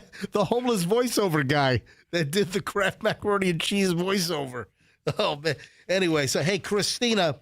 I'm sorry, just Christine. Just Christine. Christine, thank you so much for sending me the email and the picture. But let us know when the regular box of Kraft macaroni and cheese goes BOGO. I'm looking here at And Sam's Club. you know what pisses me off? Yeah. So not Sam's Club, but Costco. So Costco only sells the cups of the Kraft macaroni and cheese. Now, what happened to the big brick? They had a giant, it was like 2 or 3 cinder blocks. Well, it was a big. I'm glad you asked. So Costco used to have the regular original Kraft macaroni and cheese in the rectangular boxes, and it was like a 24-pack. It was a giant brick, and they haven't had those for a couple of years now, and Costco only has the instant microwave cups. Well, I was going to say when I said Sam's Club has an 18-pack. Oh, maybe it was an 18-pack. 18-pack of. So wait a minute. Sam's Club has the 18-pack. original pack, but Costco does not anymore. Yes. Oh, I don't know about I'm not a Costco member. Costco's pissing me off. You know what? They're really pissing me off because, you know what? That's not available for me to buy from Michelle. The big, giant, clump of Kraft macaroni and cheese original. And then also, another thing Michelle loves. Michelle loved the Costco milk chocolate covered raisins. And you can't find those damn things at Costco Find anymore. them at Sam's Club. What? Sam's Club for life. Did you go, what? What? Listen, it's like gangs. What? It's like everybody's a member of one. We're either Right. Bloods or we're Crips. You're either Sam's Club or you're a Costco? Crips. I'm a Crip because Crips are blue, right? And Sam's Club's blue. Sure. A Costco is red. That's a Oh, blood. is that right? They're Bloods. So it's like we're all part of a gang. We hate each other. I hate Costco people. it. And Costco people hate me. I'm a Sam's Club person. Colors. Who did, was that Ice-T? Who did the song Colors? Remember that was a good movie. Wasn't the movie called Colors? The movie was called Colors. Yeah, that was a good movie. I need to watch that. Put that on the watch list. Let's revisit the LA gang movie Colors again. Ice-T, the 1988 soundtrack to Colors. I've got that on LP somewhere, as a matter of fact. Bet you do. A couple of celebrity items here on 727 Day. We'll get back into 727 Day in just a bit. Couple of celebrity items, man. We're going to run the gamut on celebrity items here on the MJ Morning Show. First of all, one of Britney Spears' Mercedes vehicles is up for sale on eBay Motors. Oh, not the one that she was smoking at the gas station. No, that's the G-Wagon. Oh, okay. No, that's her G-Spot. The G-Wagon. Seriously, I don't know. Her G-Spot is in her Mercedes G-Wagon. I don't know if I could afford to buy it, but I wouldn't mind renting it for a day or two. So here's the deal. It's a 2006 Mercedes-Benz CLK 350. It's on eBay right now for $39,000. I'm looking at it. It's a black convertible Mercedes 350. Let me read you the description here. Is that a good price? I don't know if there's... Is there like an... you know what? It sounds like it's at a bit of a premium. I think a 2000... Because it was hers? Yeah, I think a 2006 Mercedes is probably a little less than $39,000. Let me read you the description from the eBay. You ready? Okay, take a breath and count to 3. That's how it starts. All right, Fester, you ready? Yes. Okay, take a breath and count to 3. 1, 2, 3. Okay. This is Britney Spears' actual Mercedes that was known for her driving in the 2000s. This was the car you would see her in flying around L.A. and doing all those late-night Rite Aid runs and food grabs. There are seriously thousands of photos of this car and hundreds of videos. Mercedes gave this car to Britney on loan as a publicity stunt, but clearly backfired or worked beautifully as it was all over the news for some of the most iconic moments, from the iconic Pink Wigs Day, hitting cars in Rite Aid.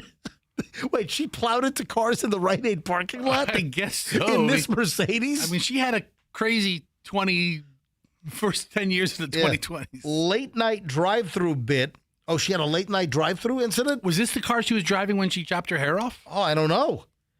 Starbucks runs, serving her mom papers for a restraining order. This was the car of 2006, 2007. This car was traded back into Mercedes, where she received a white one in trade. This car was then sold to a celebrity realtor, which was then purchased by Volo Auto Museum and sat on display for 15 years.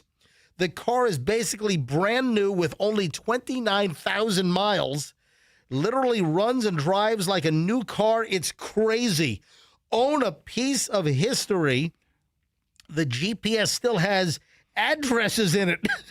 This would make a great showpiece, or build a massive social media account for it that would literally pay for itself. Our life is changing, and we don't have the time or room for the car anymore, and would like it to go to a true fan who will appreciate this. This will go without saying. This car cannot be returned. Pickup in Chicago. Buyers responsible for transportation. The car is listed with Key Savvy to make transfer of title super easy and secure for both parties. Okay. I've attached photos of the car in the museum, along with photos of her in the car. There's a Britney Spears sticker the museum put on the door that we've left on the car, but can be easily removed. I also have new tires on the car, but I have the original tires for the car that will be included as well. Are you going to buy this Hold thing? on. You can get Britney's bald tires along with the car as well. Back in her bald head days. Oh, my God. No, I'm not going to buy. I don't need Britney Spears' old Mercedes for $39,000. A 2006 CLK 350. You buy the car. It's in like new condition. I mean, if you're a Britney Spears fan, why not? Right? Just think about it. You're driving around in her car. You can reenact all the things that you remember her doing. Just look at the videos. Oh, you know who's going to buy it? Who? That Leave Britney Alone guy. Oh, my gosh. That Leave Britney Alone guy. Where was it? Chris Crocker? Oh, Chris Crocker? Yeah, Crocker. Yeah, him. He deserves it. They should give it to him. No, yes. Right. Britney should buy it and give him the car. I mean, really. Leave Britney alone. That guy. Yes. Leave Britney alone. You you've got Brittany's Mercedes on eBay? Leave Brittany alone! How dare you put the car on eBay? Leave Brittany alone! Oh, jeez. All right, moving along. Speaking of cars, guess who was operating a vehicle while drinking or under the influence, allegedly? Do you know? We had a DUI bust come to light over the weekend. What genre? Let me give you a hint. Audio Daily Double.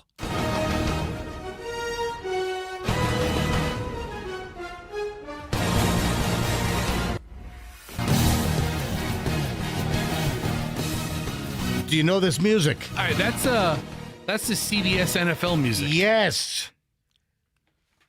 So, who might have been busted for DUI if I'm playing this CBS football music? So it's got to be a big name, right? It's got to be somebody we all know. Yeah, maybe tied to CBS NFL. I'm thinking they have a lot of people working there. Who's big on CBS NFL play-by-play? Come on.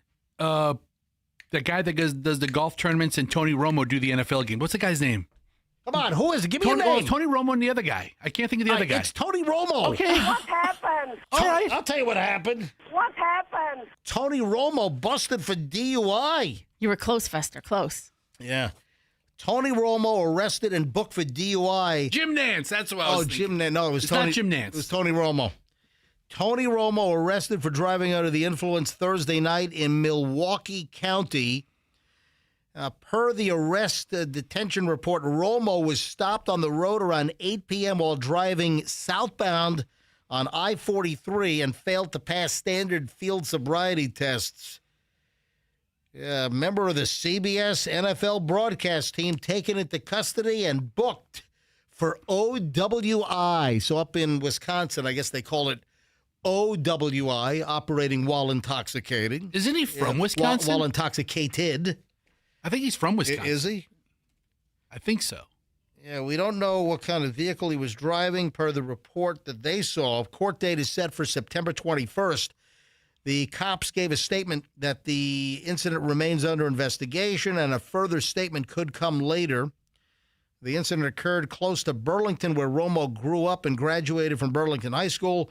He was first student athlete at the school to be named All-State in all three sports: football, basketball, golf. Yeah, his first job was at the coat factory. At Burlington Coat Factory? Yeah, more than great coats. In Burlington, Wisconsin? More than great DWIs. Well, that sucks. Oh, man. A first offense, OWI, in Wisconsin, typically a civil offense, not a criminal charge. Typically carries a fine ranging from $150 to $300. I wonder if this is going to put his CBS NFL career in any kind of danger. What is he thinking, man? The guy's got a fortune, and he's got to leave a golf tour. He couldn't take an Uber. Oh, he couldn't call a celebrity limo service or something. You know couldn't what? get a ride home from Jim Nance. Jim Nance was tanked up as well. He's like, "Don't call me, Tony." Yeah, Jim I'm Nance. drunk. Jim Nance got in an Uber. Yeah, it's my Uber. You want to split it? Apparently, he did really bad with the golf. I don't know anything about golf, but he shot 12 over par. Okay. Is that bad? Oh yeah, I saw that. Yeah, no, he did not do well in the celebrity golf tournament. Yeah. Yeah. Listen, he signed a 10-year, $180 million deal with CBS. Listen, he does a good job on the games. By the way, not as good as Tom Brady's $350 million deal with Fox. You know, not like Romo won any Super Bowls. Yeah, Romo joined CBS in April 2017 after he retired from football in the 2016 season. I like Tony Romo. I think he's a likable guy. I like his Sketcher commercials. I don't want to be on the road. I don't want to be on the road next to him. Well, while he's all liquored up. Yeah. So, you think he was wearing Skechers when he got pulled? Was he doing the heel to toe in Skechers? You know what? The funny thing, Tony Romo is the one that introduced me to Sketcher Steppins. Oh, is that right? Yeah. Really? I would like to see the video. I want to see the dash cam video to see if he was walking the straight line in Skechers. Did it say he failed roadside sobriety? Yes, he failed. Yeah, he failed But what I don't see is I don't know if he blew. I don't see a blood alcohol level anywhere. Michelle, do you see any update on that? I don't. I just see the, someone who purports to have the video, and of course it's that generated one that's not even real. Folks, do not drink and drive. And Tony Romo just found out the hard way. How do you go to a celebrity golf tournament? First of all, you suck. You get a bad score, and then you drive away all liquored up from the 19th hole? What are you thinking, pal? Get a car. Let someone drive you. That's ridiculous. All right, then we have Sean Diddy Combs. You see what happened? He was not driving this weekend. No. He got into a fight with some other inmate at the lockup where Puff Daddy is, and he is now in solitary confinement. Yep. So Sean Diddy Combs is in solitary confinement, according to TMZ. Combs allegedly got angry after another inmate at FCI Fort Dix, where he's being held for his sentence on prostitution charges. He thought that another inmate dissed him. I'm shocked at this information. Yeah. As according to TMZ, multiple sources, there was a violent prison fight. So P. Diddy, Sean Combs involved in some kind of a violent prison fight. Yeah, he's going to be really surprised when he gets out of prison and realize everybody's been dissing him for quite some time. Yeah. What could he have done to diss P enough to jeopardize how much time he's going to serve? Yeah, two guys got into a scuffle. Diddy decided to take things into his own hands. Apparently, Combs held his own, according to eyewitnesses, during the fight. Prison staff quickly squashed the incident, separated the two inmates. Combs was then immediately tossed into the hole. Yeah. He's going to the shoe, into the hole, like Shawshank style. Yeah. Michelle, we got to watch Shawshank Redemption again. Yeah, we do. It's been a long time. Let's put that on the list. You know what? Let's do a matinee today. Let's watch Shawshank at the house. Colors and colors and. Let's you and I have a nooner today. All right. All right, we'll watch a movie. It's a nooner. MJ's talking about watching movies. It's a nooner movie. We got kids in the house right now. Yeah, Don't he's say talking about nooner. movies. He's talking about movies. We'll watch a nooner movie is what we'll do. Yeah, let's see here. It's not known if he's still in solitary. He was shoved in there, but I don't know if he's still there on Monday morning now. Spokesman for the FCI, Federal Correction Institution? Yeah, sounds good. Fort Dix declined to comment on the alleged fight, telling TMZ, "We're not at liberty to disclose or provide internal information pertaining to any inmate in our custody. Such information would not be available for the public domain." The Federal Bureau of Prisons also declined to comment, saying it does not discuss information on disciplinary matters or other information regarding individual inmates due to privacy, safety, and security concerns. Listen, clearly this got out. Somebody blabbed to TMZ. What they call the TMZ. Go to TMZ's website. They've got like a hotline. Of course. Yeah, go to the top of the page. Go TMZ. I've called it before. All right, hang on. Let me dial this thing up. Read me the number. 888? 888. Yeah. 847. 847. 9869. 9869? Yes. All right, 9869. I'm going to call the TMZ tip hotline right now. I got a new Diddy tip.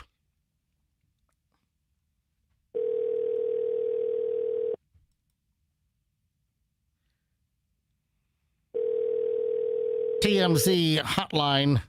Come on, man. How long has it got to... Hi. Thanks for calling the TMZ tip line. Yeah. Please leave your contact information along with your tip after the beep. Thank you. Is not available. Record your message at the tone. When you are finished, hang up or press pound for more options. Yeah, hi, this is Sid at FCI Fort Dix. I got a new P. Diddy update for you. Yeah, while he was in solitary, while he was in the hole, believe it or not, he had a pallet of lube and baby oil delivered to the hole, if you know what I mean. The lube in the hole. So, Sid, thank you. Have a nice day. All right. They'll get that message over at TMZ later this morning. Breaking news. P. Diddy has lube delivered to Hole. Unconfirmed reports by Sid the Guard at FCI Fort Dix. Right, so, folks, watch TMZ.com. That'll be breaking news. We got a tip from Sid the security guard, the corrections officer. So, overall, he's in a low security place, right? I mean, I don't know if it's like a camp, but it's not like prison. Look it up. Is Fort Dix minimum security or medium, Michelle? Low security. It is low security? Yeah. All right, Fort Dix. See, and I thought it was always funny, that he went to Dix. Right. Yeah. Because you're so juvenile. It's a low security federal correctional institution. Fort Lube has been closed down years ago, so I had no choice but to go to Fort Dix. Fort KY.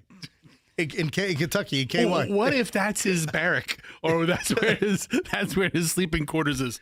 All right, Diddy comes. You're in Block KY.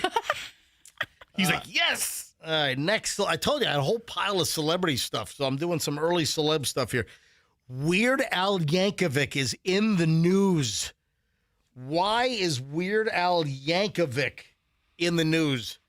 Apparently, Weird Al turned down the biggest payday of his career. I guess some Saudi sheiks wanted him to come over and do some kind of Saudi show, and he turned them down. Listen to this. Like do his songs? Listen. Weird Al Yankovic says he walked away with what would have been the biggest paycheck of his career rather than play Saudi Arabia's high-profile comedy festival. The Riyadh Comedy Festival? Yeah. There were comics last year who took the money. Really? Yeah. And went. And because when I think of Saudi Arabia and them like cutting people's hands off and their oppression of women, I think the Saudis are really, really funny people. When I think of comedy, I think of Saudi Arabia. I think of Jeddah and Riyadh. What they offer? Oh yeah, they had to have been. They throw sick money at comics. Yep. And for this thing. Well, also that golf thing that failed, that live golf thing, right? Listen, I'm like number 50 on the PGA Tour. Guess what I'm doing? Signing the live contract.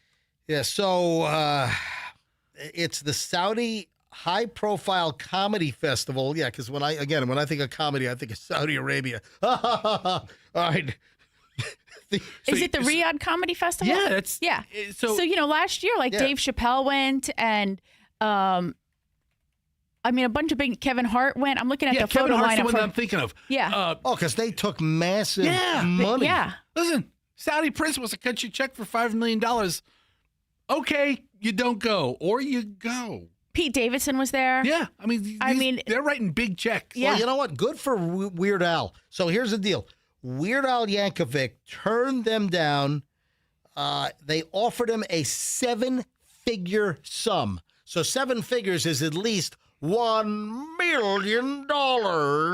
So he turned down a 7-figure sum, wasn't more specific, to perform at the Riyadh Comedy Festival. He says, I'm not dissing anybody that took the money because I'm sure they had their own personal reasons and justifications for doing it. But I'm doing enough that I don't need to take any amount of money if it makes me feel icky.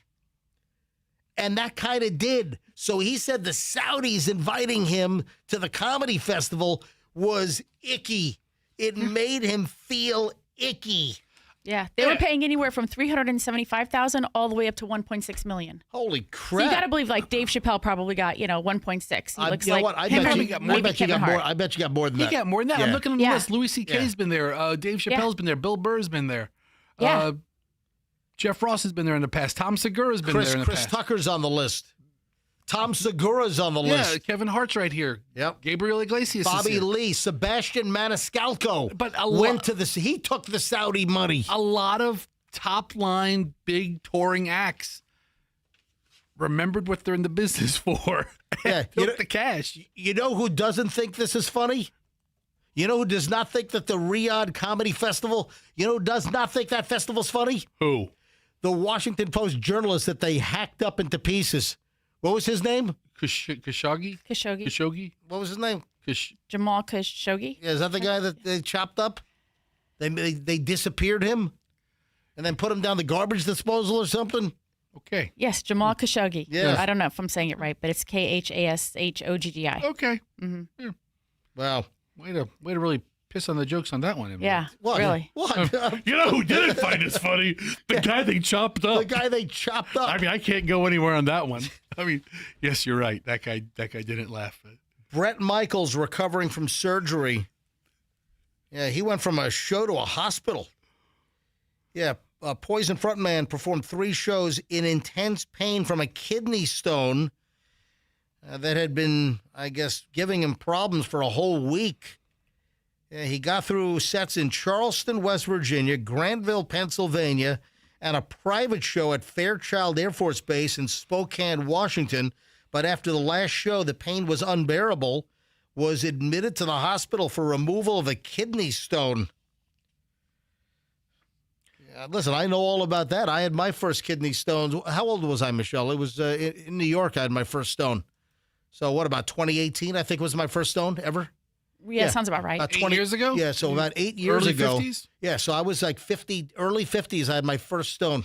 And man, they suck. And then remember, I had a terrible stone a couple of years back. And Dr.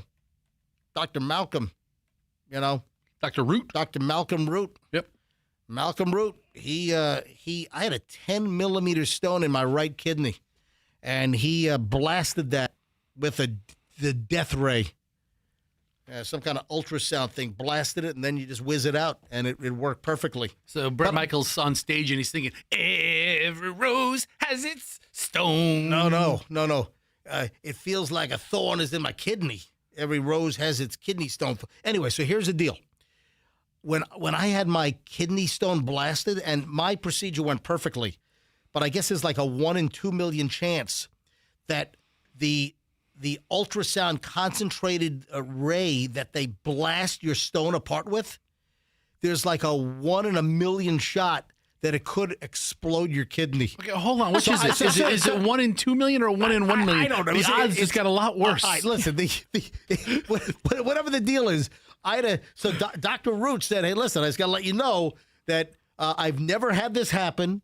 I've always had great success with the ultrasound stone blaster."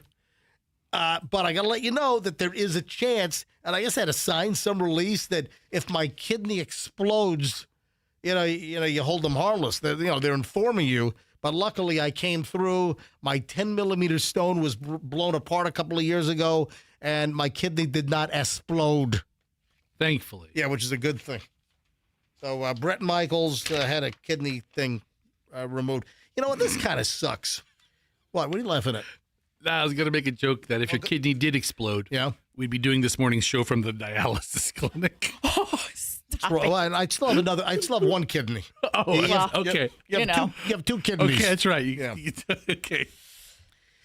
Yeah, you know what? I feel bad for Seth Rogen and Jonah Hill. I guess they were recording or they were filming a scene for the upcoming, what is that show called? The Studio? Yes. Yeah, we watched, the first season, right? Yeah. It was on Apple TV. I don't subscribe to Apple TV, but I got the whole first season from the SAG-AFTRA people because I got to vote for the for the award show for SAG-AFTRA. So we did watch. The studio was very good. I mean, the studio was very, very funny. So they're shooting a new season. Seth Rogen and Jonah Hill were at, was it Venice Beach, Michelle? Is that where they were? Yeah, yes, Venice Beach set. And like some YouTuber was like harassing them on the set and like was walking up and interrupting the filming. And the guy was trying to create content for his YouTube channel. And finally, I guess Jonah Hill and Seth Rogen had to say, hey, dude, knock it off. Just leave us alone. We're trying to work here. Come on, leave the guys alone. Oh, I remember. You know what? I'm looking at the video right now. It doesn't really look. I mean, I don't know where the cameras are. I see some guy coming up behind him and saying no, no, no. But are they on scooters or something here? And yeah, the guy just runs right up to them in the middle of their shoot. I think it was a Die Hard movie. And what year was this? I was in New York the first time. I was working for WPLJ, and I was living in the Concierge Building. It was called the Concerto. I was living in the Concerto Building at Amsterdam and 60th. Remember that building? the red brick building?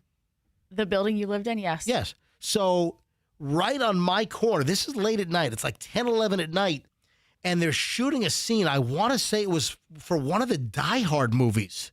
In New York? Yeah.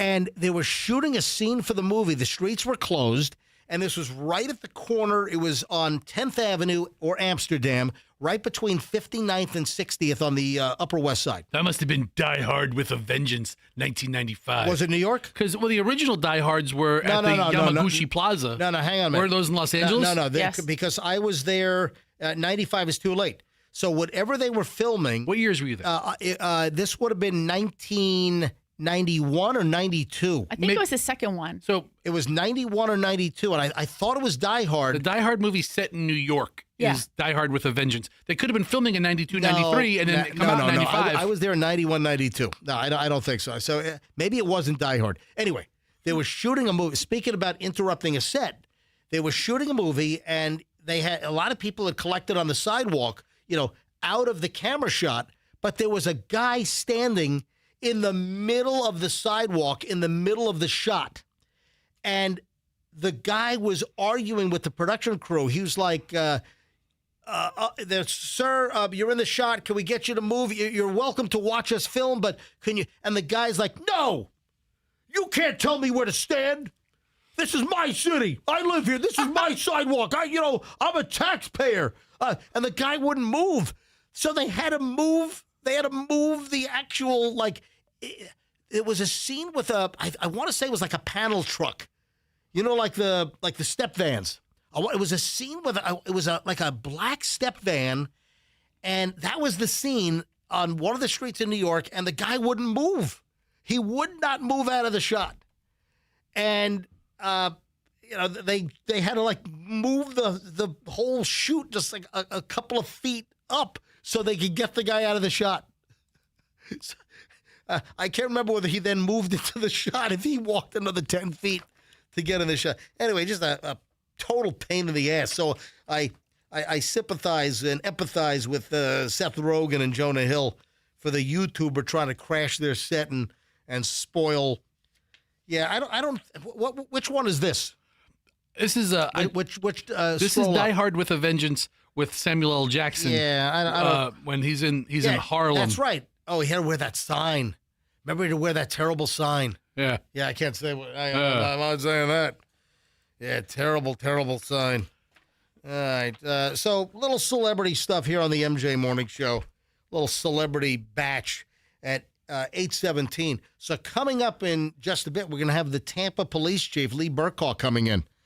And then the new acting chief, once Lee Burkaw retires in a few days, we have Lee Burkaw and the assistant chief right now, Brett Owen, who's going to be the acting chief. They're coming into the studio. He'll be acting chief for a while, right? Because I think Mayor Castor said she's not going to appoint or make a hire until the new mayor comes into office. Mayor Castor is mayor through, I guess, March? Is that right? Yeah, the election for the new mayor is next March of 2027. And Castor said that she's not going to name a new chief, just put an acting in and let the new mayor, which will probably be Bob Buckhorn, let the new mayor pick who the chief is going to be. The next mayor will take office on May 1st of 2027. There you go. So the election will be March, and then a month and change later, that's when the new mayor takes office. Hey, we've got a busy day. Hey, Andrew, heads up for the couch delivery. At any time now, they said sometime between 8:30 and 9. Do they know to call us? Lisa Marr Interior Designs is dropping off our new studio couch. Do they have moving guys to? I'm not helping. I just told them to take a sledgehammer and bust open the front door. My days of helping people move furniture are long over. Yeah. So heads up, the couch is coming. I might need you to go ahead and poke out, make sure they're not stuck in the lobby. But hey, we're gonna have a couch delivery live on the show, and I'm looking forward to it. We'll make sure it's all covered on our upper, high camera, so you can see the new couch being delivered. Yeah, I'm very excited about this. Thanks to. Oh, hang on a minute. Lee Burkaw's calling in. Oh, hey. He's locked outside. Hey, Andrew, Who's here? Chief, we'll let you in right now. All right. I told him to call when they got here, so I think the chief is here. All right, let the chief in. Yeah, so Andrew is going to get Lee Burkhardt, Chief of Police, City of Tampa, and Assistant Chief Brett Owen into the studio. So we'll have them live on the air in just a bit. So please stand by. I guess this is perplexing the internet. Moving along here. Perplexing the internet. A person is shopping, and did it say what store they were at? I don't know.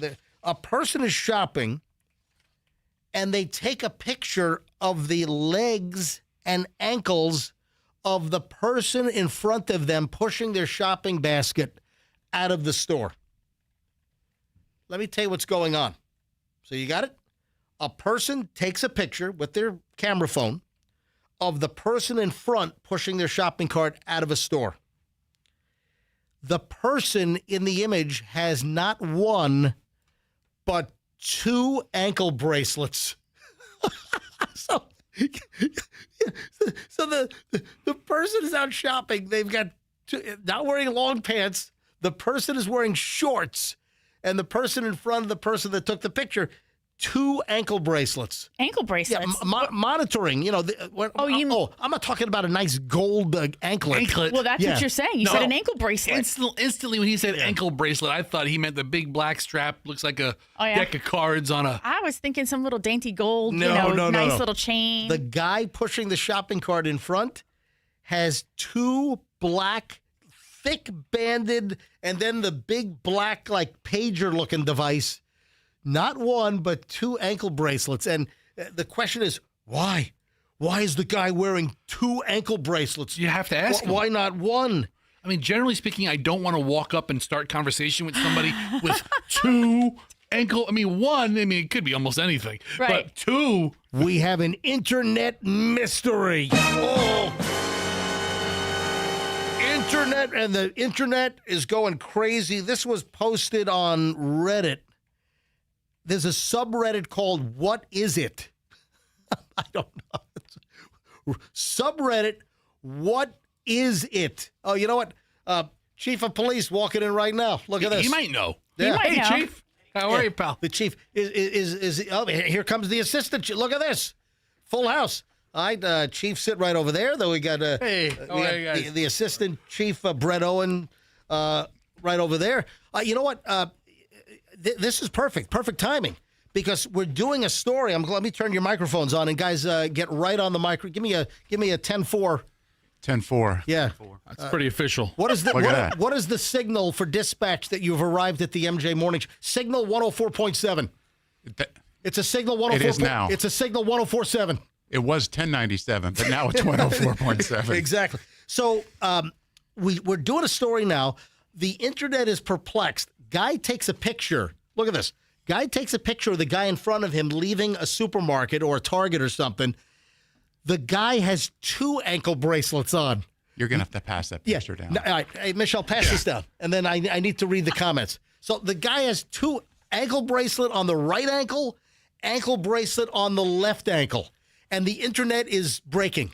Why? Why does the guy have 2 ankle bracelets on? What could he have possibly done to warrant 2 bracelets? All right, pass that back. Would they be in different municipalities? No. So apparently... Good question, Fester. Good question. Full of good questions. So apparently some are saying one is to monitor location and the other is an alcohol monitor. Is that possible? On your ankle? I've never heard of that. Is there an alcohol monitor for your... I don't know. I've seen the ones to drive and turn the ignition on, but not on your ankle. Yeah, the interlock device, you got to blow into your steering wheel before you can drive. I mean, maybe the guy's really flexible. And he could blow into his ankle.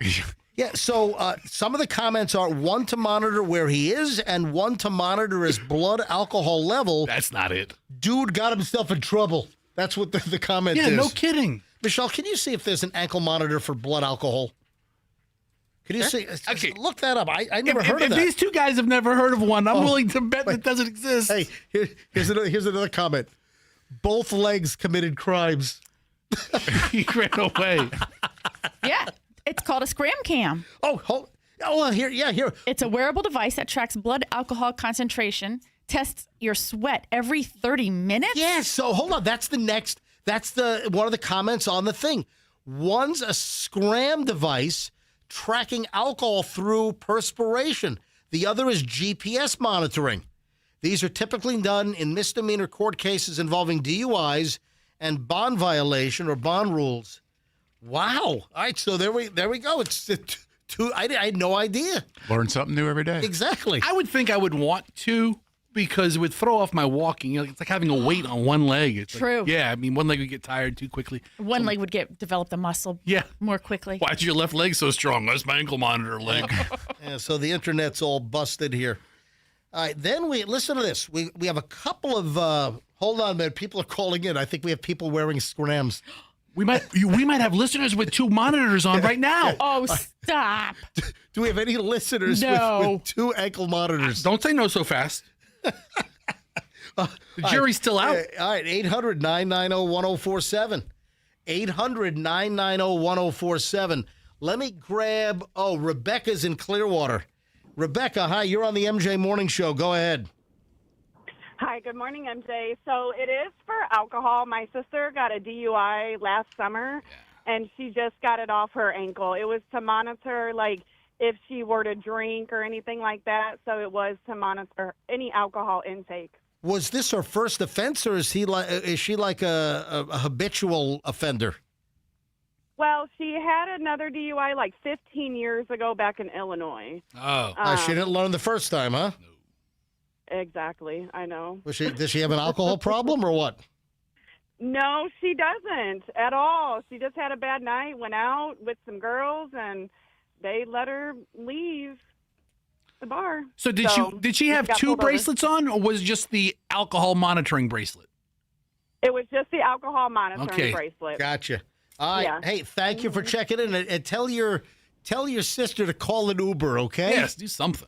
Oh, I know. I agree. Or me. I could go pick her up. Same with Tony Romo, the story we had earlier. Thank you for calling in, Rebecca. You're welcome. Oh, I just guess who's listening to us?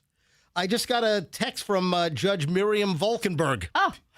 So, good morning, Your Honor. Thanks, Judge. Good morning, Judge. Thanks for listening to the show. So Judge Volkenberg just texted, good morning, MJ. This is Judge Volkenberg. I'm listening to your show. Yes, I ordered GPS monitors and continuous alcohol monitoring all the time. Wow. They are 2 separate devices. You could put that on the radio, blah, blah, blah. Oh, but then it says... Don't mention my name. It says don't say where it's coming from. Ooh. Oops, I'm sorry, Judge. I'm sorry. It's okay. We're not. I mean, Judge. Maybe you should read the whole text before you go on the air. You know what? Just contempt of court. The last sentence is you could put that on the radio, but don't say where it's coming from. Hey, Judge, I'm sorry. Hey, Judge, how about you not lead with your name? Okay, Judge? I'm just saying, we're a live radio show. Judge, I'm sorry. Come on, Judge. Listen, but your sentences it's all public record. Yeah, but you know. There are no names involved. Right now the judge is cringing. Judge Volkenberg. Right. She's a wonderful person. She's fantastic. Yeah, I was in law school with her, so I know her personally. Right. Fantastic, unless she sentenced you to double monitors. Now she's all angry at me. Sorry, Judge. You are going to be hauled into court later today. Well, Chief Burkhaw said I'm going to be held in contempt of court. Yep. She's ordering an arrest. Can she? With 2 monitors. Hold on. TPD is here right now. They can hook me up right now. Do you know how much money all the judge has to do is send me a text. Do you know how much money you guys would save by just picking them up from the show and taking them straight to court? Straight. And she gives MJ double monitors. And he always wears those crappy khaki shorts. She puts a, hold on. She makes me wear a mouth monitor. Oh, my God. It's all strapped around my face. All right. Apologies, Judge. Wow. Okay. All right. Before we talk to the chief and the assistant chief from TPD, a couple of other things here. We have, regarding social media and swiping this way on dating apps, and then also something's happening with the Meta glasses, which we'll get to in just a second. First, though, there is a seeking.com action. Now, I think we've talked, seeking.com, that's what? Seeking a relationship, seeking a date. Michelle, Michelle and I are both. Don't pretend like you don't know what it is. I don't. I love how you do this. I don't know Seeking, but Fester's on the website. Yeah, it looks like it's people looking to meet people for people meeting activities. Date people who make life better. That's their Yes. So hit About Us. About Us. Very, very top there. Hit About Us. All right, About Us. So Seeking.com. All right. Seeking stands at the forefront of sophisticated matchmaking where accomplished individuals can make exceptional connections. That's a lot of big words. Here, your aspirations can become reality, empowering you to elevate your lifestyle by finding someone who not only shares your values and ambitions, but complements them. You know what you want, find it on Seeking. Let me tell you what Seeking is doing here. They're exposing images of real-life dating app frauds. So they're using their platform now, and they're pointing out the frauds actively. So, if you've ever second-guessed someone's dating app profile, maybe your gut was correct. Seeking.com noticed just how many users were lying about their appearance, their background, and more on dating apps. So Seeking decided to go big. And this is, I guess it's called a luxury dating website, is exposing images of scammers caught in real time via AI selfie verification software. The tool analyzes someone's face, their demeanor, and conversations to sense anything that's awry. Over 90% of these fraudsters have been thrown off the platform, the majority of whom didn't even get to the point where they can even sign up. So the idea behind Seeking.com's strategy is not just to inspire people to stop lying about their background. They hope that their message also shows other dating apps how easy it is to call out the phonies, the fakers. Listen, we've all heard the stories, right, about the dating scenarios where the person shows up on a date and the person, whether it's a man or a woman, looks nothing like what the profile pic. I mean, what do you think? You have a hot guy or a hot woman, and the person shows up and it's not even remotely close? Wait, hold on a second. This is you. This is what I came to. Not even remotely close. Anyway, with the help of AI, Brandon Wade, the co-CEO of Seeking.com, says, with the help of AI, we're ending this. We talk about romance scams as statistics, but those statistics hide real victims, real pain, real money lost.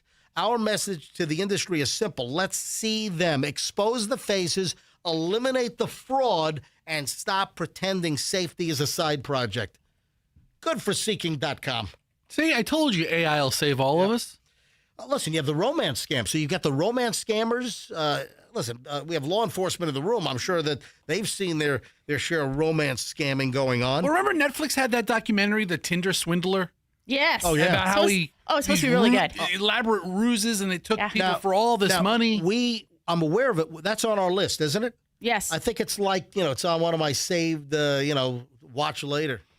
Got 7,000 things on there. I know. You just don't have the time to watch all this stuff. Good for Seeking. It certainly explains why my profile didn't get approved. But yeah, man, they're right. They make a good point. Right. Everybody's so concerned about these scams and these online scams and these romance scams. And then quickly here, before we get to Chief Burkall and his impending retirement and a long history with the MJ Morning Show, I might add. Funny you say money show. That's what you meant to say. Listen to this. Instagram is throwing off the videos of the people using Meta glasses. And, of course, Meta has partnered with Ray-Ban. They make the Meta video glasses. And that's another thing. Everyone's got to be aware. Law enforcement, I'm sure, what do you? Well, hold on. Meta owns Instagram. Yeah. And they're throwing off videos that are made by their product? Yes. In certain aspects. That's what's interesting about this. So Meta and Ray-Ban, they've teamed up. You've got the Ray-Ban Meta glasses, the video and audio recording glasses. So Instagram is throwing off the pickup artist pranksters. And I've seen these videos. They're the creepy pervert. They're calling them pervert glasses. So here's the deal. Instagram CEO Adam Mosseri, he is done with the harassing, obnoxious videos that are being used and shot with the Meta, what they're calling pervert glasses. that are all over social media, including Instagram. If you're posting content that's taking advantage of people and harassing them, like a lot of these pickup artists try to do in these videos that we've seen, we're going to take the content down. So you've got, let me give you an example. You've got guys that are wearing like the Meta glasses, which some are dubbing them pervert glasses, and they're going up to women and, asking them awkward questions or confronting them. Or, man, you look so hot today, and you look fantastic. I mean, they're looking at all of the creepy, kind of harassing, odd videos that they don't think have a place on the platform. Sounds like they're getting ahead of potential legal issues here. Right. That's what I think. Yeah. Doesn't it sound that way? Yeah. Yeah. So heads up. Mark Zuckerberg's Meta, which owns Instagram, released the so-called smart glasses last fall, can record video. Celebrities like Kylie Jenner have jumped on board to promote them. Users quickly began hacking or covering up the tiny light that signals when the glasses are recording in order to surreptitiously film people. Anyway, let me go to, Chief Burkaw and Assistant Chief Owen. I mean, I'm sure your officers, I'm sure this comes up. It's not just, everyone, recording at police scenes and, people rolling video and, I'm recording you. Well, listen, your cops are recording people too. We are. You've got the body cams, but You have your body cam on today? You No. might need it in here. I know. Yeah, I mean, this is the one place you might really need one. Well, we are recording. we have our body cam on right up We're on MJ TV. So, but also your officers have to be aware of, and I'm sure they're trained to look for, the Meta glasses, and there are some competitors. I think Oakley has some recording glasses out, but I'm sure your officers, look for folks that might be recording with glasses as well. Absolutely. There's pen cameras as well. Is everything. I mean, you got the nanny cams being hidden like in alarm clocks and everything. Anyway, welcome, Chief Lee Burkaw, the City of Tampa Chief of Police. Welcome, Chief. Chief, great to have you back on the MJ Morning Show. Great to be here. Thanks for coming down, short timer. Absolutely. Yeah. So, Where's the couch? Where's the couch? It's coming. Oh, the couch will be here while you're here. Hopefully, you're going to be the first ones to sit in the new couch. Okay. So, do we have an ETA on the delivery of the couch yet? It's supposed to be here between 8:30 and 9. Okay. So All right. the new MJ Morning Show, doesn't it look like a bare spot in the back of the room? Doesn't that need a couch back there? Like right there. Look at this just vacant corner. Look at that. So the couch is going there. So it'll be here any minute. So, Chief, you started with TPD as a regular street cop in what year? Well, actually started as a reserve in 1996. 1996. And it's funny because my wife worked at the police department, and everybody thinks that we met at the police department. Right. But in fact, we got married in 95 before I even started working Oh, there. wow. Okay. Yeah. And she comes home one day and says, "You know what? You'd make a great reserve at this place." Well, it's funny because we met at USF, and she said, she told me she didn't want to marry a cop or a guy that drives a truck. Wow. And that was me. And you turned out to be a cop and now chief of police. And I drive a truck. And you drive a pickup truck. Right. So, a Ford F-150. right. From Veterans Ford. Yes. How good was Veterans Ford? It was good. Yeah. All right. So you're retiring. Yes. Your last day is what day? August 6th.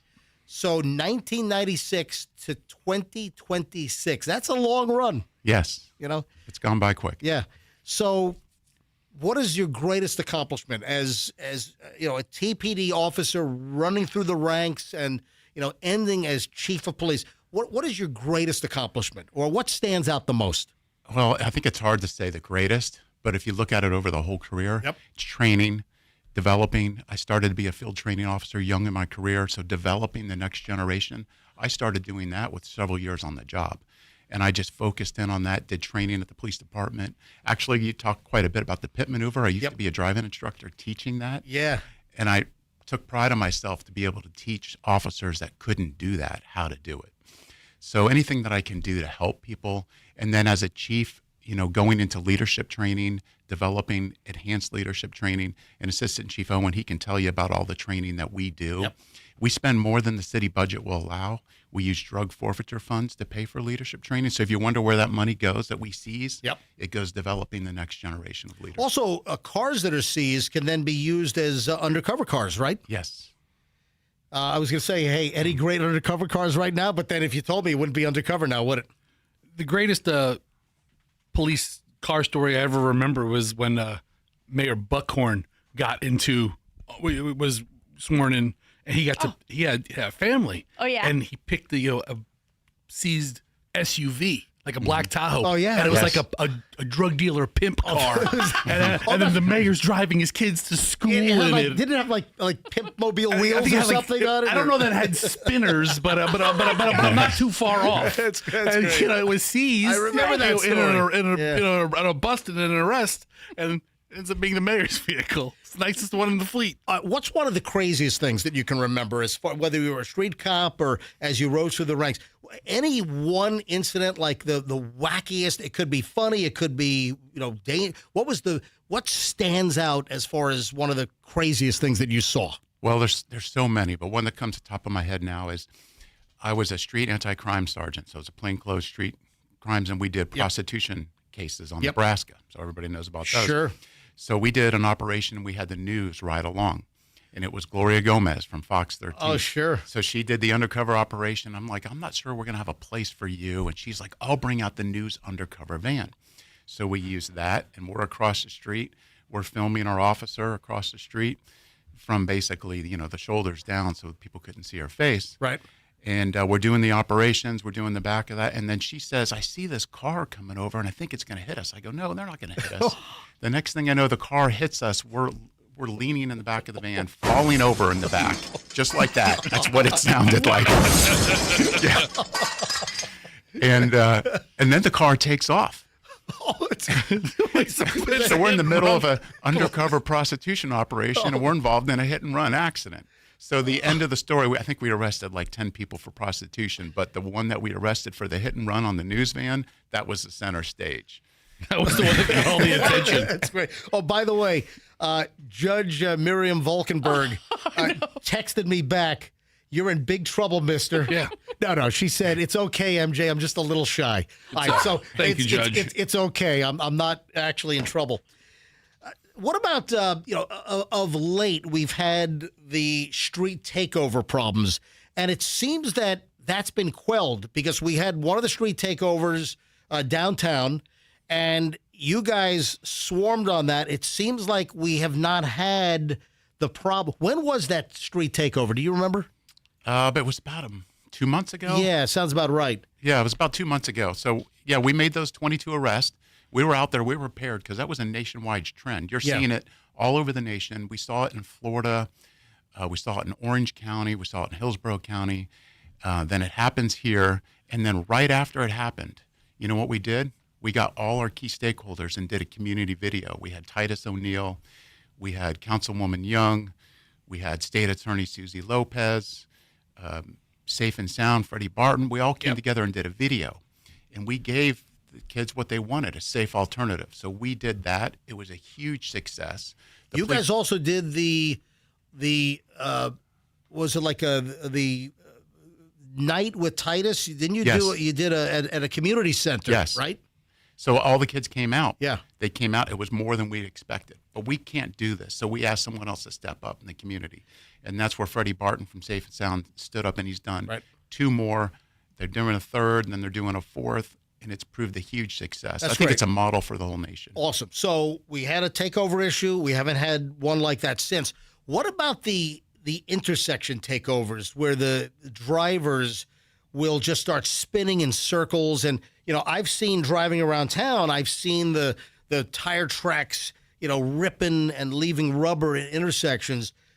Is that on the decline as well, or are we still seeing that? It is, because nobody wants to go out and see them because, just being a spectator, you can get arrested. That's right, yeah. So it doesn't have the popularity it had before. One other thing, and I don't want to let this slide, one other thing which is great, and you've told the story before, as a rookie cop back in like 96, you were like fresh on the force, and you won, was it $5 grand? Yes. So Chief Lee Burkaw, as a regular Tampa street cop, you won $5,000. Was it a call-in, or do you remember? It was a call-in. I don't remember what number caller, but I was that number caller. That's incredible. You won $5,000. It worked out good because it's right when my daughter was born at that time, so it was like perfect timing. That's so fantastic. you bought baby clothes with the $5 grand? I don't remember what we bought. But it came in handy. Yeah. Oh my God, that's so great. All right, so you're heading off to USF, and we've had conversations off the air, and you said it was really kind of a lifelong dream that you wanted to teach. Correct. So you're going to become a assistant professor at first? Associate professor. Associate professor at first at USF in the Department of Criminology. What does this entail? What are you going to be teaching? Well, I'm an adjunct there now. Okay. And it's funny because people ask me, how do you have the time to be an adjunct there and do your job? And I go, I just go in and talk about my day, and the kids love it. Yeah. So it's a passion of mine. They had an opportunity. They created a position. I applied for that. I got it. It's a full-time associate professor. Do you get to design your curriculum? I do. So what It's going to be specifically for the Masters in Criminal Justice Administration. So anybody that wants to get a master's in that specialization, which would be an existing law enforcement, corrections, anybody in that field that wants a degree, a professional degree at the University of South Florida, I'll be in charge of that program. Wow. Go Bulls. Yeah, Yes. go Bulls. Now, do you give USF police like a couple of pointers? I know Like, the chief there really well. Hey guys, maybe you can step up patrols around this area around here. I'm just saying.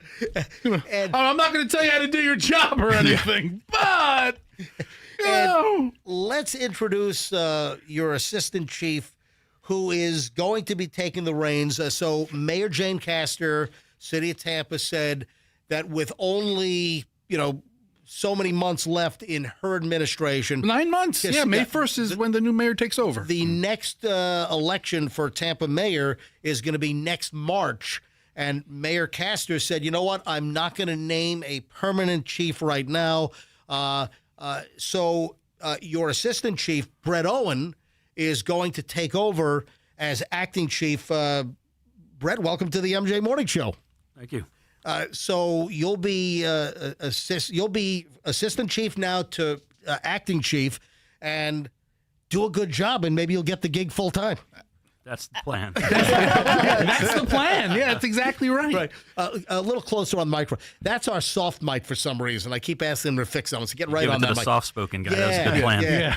So really didn't think it through. So listen. Clearly, you've got a great setup from Chief Burkall. Department's in great shape at TPD. Do you have any ideas to implement anything? You're going to put your own fingerprints on things? Do you have any programs, anything you want to institute? Yes. So, we've done a great job of the crime fight. It's kind of embedded in what we do every day. Right. But as the city grows and, some of the problems change, we have to kind of adapt with that. So some of the quality of life issues, noise, the traffic, cars, things that you've already spoke about. Yep. We've got a lot of issues, some of the homeless issues and things like that we can address. And it's just going to take a kind of a revised focus to make those efforts work. And you will take over. Chief, when is your last day? August 6th. August 6th. So you're in. You'll have a August swearing. 7th. You'll have a swearing-in ceremony August 7th. No, there's no ceremony for an acting. Yeah, about to say, you're just taking over the job. Hey, you know what? Until you get the job, then we'll have a swearing in. You know what? I'm going to swear. We'll talk next summer. I'm going to swear you in right now as the acting chief. Don't do that. Mayor Jane will come and kick your ass. I tell you, that's the truth. I mean, all right. Question for both of you guys. Now that I have you cornered, as a man of the people, with no current warrants, by the way, how do you guys feel about these flock cameras? They're everywhere. And I mean, at first I thought they were like a valuable tool in law enforcement. And then I'm thinking any business can have them. They're not regulated. And I'm like, this is a real invasion of some kind of privacy. And what do you guys think? Well, let's take it a little more broad. Okay. Not just flock, any tag reader. You look at the benefits of tag readers. They help find missing persons. I don't know about you, but my father, before he passed, had Alzheimer's. And if he goes out and goes missing and he's driving that car, I wouldn't want to be able to find it before something happened to him. Human trafficking victims. There's so many things out there that help if your car is stolen and you want to be able to recover it. So there's a lot of positives. Sure, there's negatives and there's a lot of misnomers out there about tag readers. I mean, there's a big backlash. There's a huge backlash on specifically flock. On the flocks right now. Yes. But is there something I'm not understanding? I mean, and that's what I originally thought. The value of law enforcement, hey, they can track vehicles, but now they have what's happening to all that information? Do they need to know when I'm going to the Burger King? You know, I feel there's a lot of information about me personally and everybody out there. I don't know when you're going to Burger King. I'll tell you. Your ankle monitors will tell us. That's true. Or your cell phone. Yeah, but you know, true. but the cell phone's not being monitored so obviously. You know, you have these cameras. But you know what? That's a good point, though. We think the phone's not monitoring us, but you know what? It really isn't. It's Anytime tracking you get picked up for anything, and if they want to, do a search warrant, they can find out where you've been better than a flock camera, probably. Do you guys need search warrants to get flock video? No. We have to have reasonable suspicion or probable cause. But I can tell you with what we do, we're very particular. Like, we don't share any of our camera footage unless somebody has an active investigation and is asking for it. Then by law we have to. But we have a very structured system and policy where we audit what we do. We only have limited officers that actually can have context and actually review this. So it's something that we hold and we control very closely so it doesn't get out into the wrong hands. So we're very particular because we know this is a tool. It's just like facial recognition. Mm-hmm. Not every officer can use facial recognition. And you can't arrest somebody just based on a match. You have to have other factors involved. So it's how you handle the technology. You know, you've seen there was a guy that was in the news, I think last week, for cutting down like a dozen or so flock cameras. I forgot where that was. I think it was out west somewhere. And then there's another dude. I don't know if he got arrested. There was a guy. The St. Pete guy? Is that he was pulling up a lawn chair? Was it St. Pete? He's not been arrested. He's not doing anything illegal. But there's He's a guy sitting there. that guy that's putting up just sitting in a lawn chair in front of a flock camera. And we've got flock cameras not far from my house. And you have that website DFlock, which has the map of all the flock cameras all over the country. And we actually found one that's not even on the map yet. So we were having pizza. So you put it on the map? No, Well, we added it. I didn't. But, there are flock cameras right at Kennedy Boulevard and right where Dick's Sporting Goods used to be, right at JCPenney, Grimaldi's. There are two flocks right at that intersection where West Kennedy either goes straight to the Veterans Expressway or left. There are two flocks there. And then we found another flock actually about 75 feet inside the parking lot. I'm like, and it was facing in the parking lot. Well, a lot of private businesses are putting them in. Yes. Is that what it is? Just to keep track of activity. I have this in the pile. I guess it's a good time to bring it up. And I'm sure you saw this. Did you see the Sumter County suspension? No. This is like fresh. This just came out on Friday.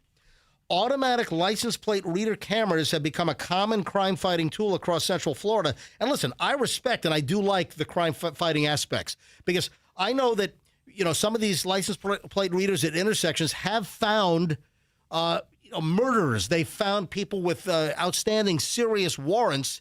And, they've assisted in getting bad people off the street. So I completely understand the value a lot of these cameras. You remember that Julio Fulio case? Oh, yeah. A lot of that came from tag readers. Wow. Oh, so Julio Fulio, who was from Jacksonville, was in town, and some guys followed him here, and they shot him down in a motel parking lot.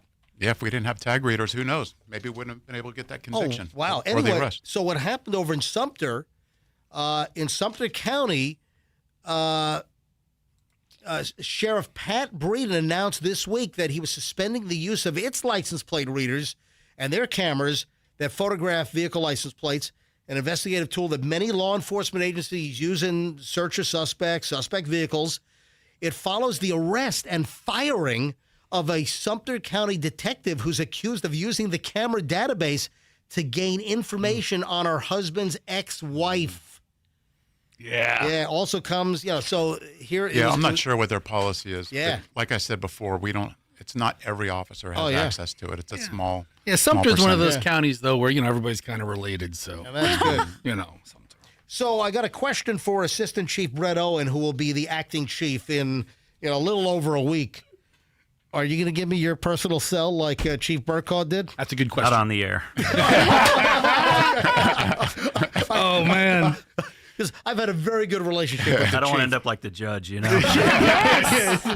Trying to send him a hot tip, and he outs you to everybody. Oh, my God. Everybody knows Fester's number. Everybody knows. It's right behind Michelle, 813-310-8444. Fester's cell number. Everyone knows. Chief, listen, best of luck. Thank you. As a City of Tampa resident since 1994, thank you for your service to the city. It's certainly a safer city. And we wish you, Assistant Chief Owen, we wish you the best of luck, in your upcoming tenure as well. Appreciate it. Chief, thank you. Thank you. I hope your dreams are fulfilled in the second chapter in your career in going into law enforcement academia. Yeah, no, absolutely. And it's a truly honor to serve the city of Tampa. And then to continue on in the profession in a new role, I'll still be out and involved in the criminal justice profession, but just in a different role. All right, so listen, the acting chief, in an effort to, ingratiate himself to the, all-important MJ Morning Show. Look at this. Look at this, man. Yeah. We got the coin. The coin. Got the challenge coin. Got a Tampa patch, a Tampa police patch, and then this is awesome. And then we have the challenge coin. If you're speeding, get pulled over. Don't pull that out. It's not a get out of jail free card. Yeah, I do. I'm just trying to get a ticket card. I don't even get out of I jail. do have my Hillsborough County honorary deputy sheriff badge, though. I just need a warning card. Which I got to point out, I have not been pulled over for speeding since 1992 on the New Jersey Turnpike. I was ripping, man. I was doing 65 in a 55, and I was pulled over. And you got a ticket? I got a ticket. And you learned your lesson. You never did it again. Yeah, look at him. Model citizen over here. I don't speed at all. Also, Laser Larry has. Have you heard about Laser Larry? No. So we've dubbed. There's a TPD motorcycle officer that's been working the Howard Franklin. Early morning enforcement. Early morning, and we've dubbed him Laser Larry. Laser Larry tagging people on that new expressway. Well, but listen, the speed limit is 55 on the bridge now, which I think it really does need. I think 55 is a little slow on that brand new, awesome bridge, both directions.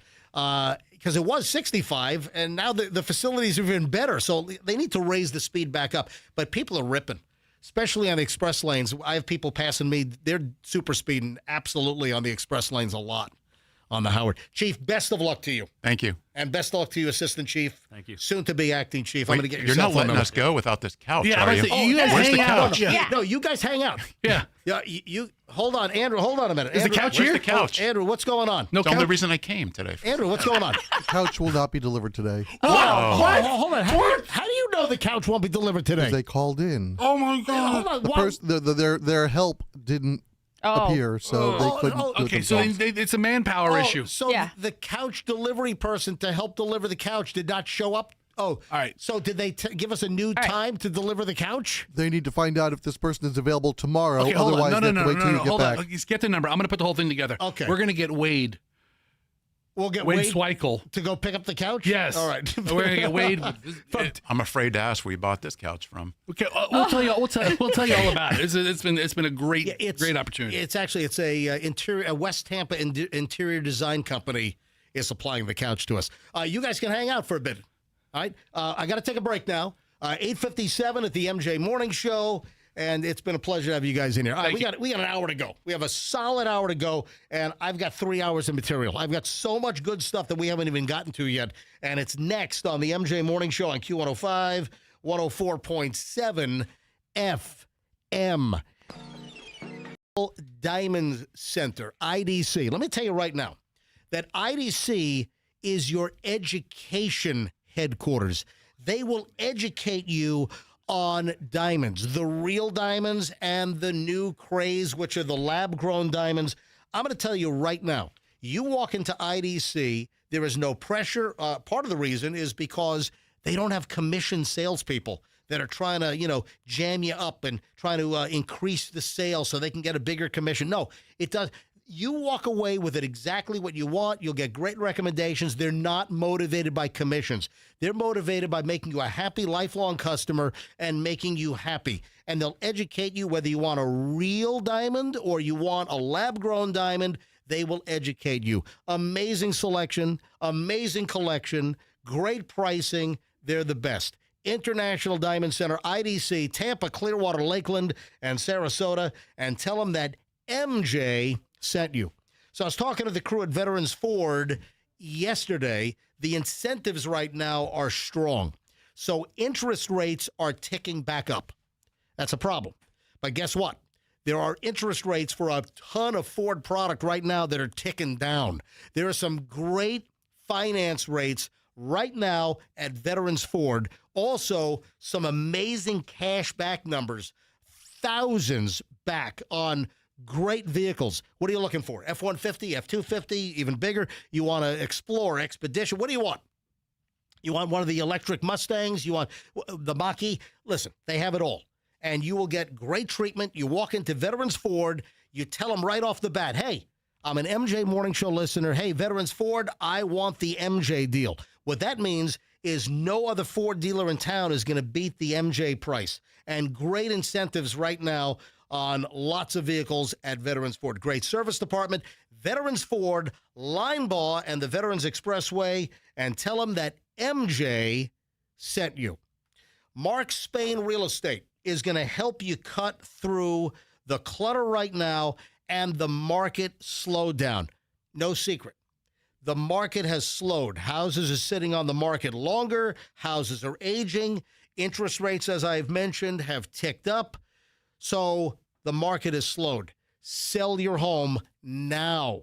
You can close in as fast as 21 days. It's Mark Spain Real Estate, famous for the all-cash offer. You call Mark Spain Real Estate. Go to their website, get the number, markspain.com. Call them up, tell them you heard about them on the MJ Morning Show, and if you need to sell your home, or if you know somebody that's been sitting with the for sale sign in front of their house for months and months, tell them about Mark Spain Real Estate. Get a guaranteed all-cash offer on your home today. Go to markspain.com and start packing, and tell them that MJ sent you. Michelle, how thrilled are we with the new air conditioning systems? And I say systems because we have had 3 of these Daikin systems installed at our house from Air Rescue. How thrilled are we? Beyond thrilled. When I walked into the master bedroom last night to go to bed, what did I say? Oh, it's so cool in here. What else did I say? How quickly it gets cool in here. What else did I say? How clear and crisp and cool the air is in here. What else did I say? I don't know. You said a lot of things. I said the volume is greater. Oh, yeah. So that too. We replaced a 2-ton carrier system with a brand new 2-ton Daikin system, and the volume, the amount of air that's coming out, it seems to be twice as much. And love them. And I'm going to tell you right now, folks, with Air Rescue right now, $2,500 off a brand new Daikin system. Hurry. This expires at the end of July. Today's the 27th. Hurry. $2,500 off a new Daikin air conditioning system from Air Rescue. If you need regular service, Air Rescue is fantastic. 10% off when you mention me, MJ. It's airrescue.com. Tell them MJ sent you. airrescue.com. Traffic's on. Let's grab Shriner with the latest MJ Morning Show back in minutes. In Tampa, the accident on 270.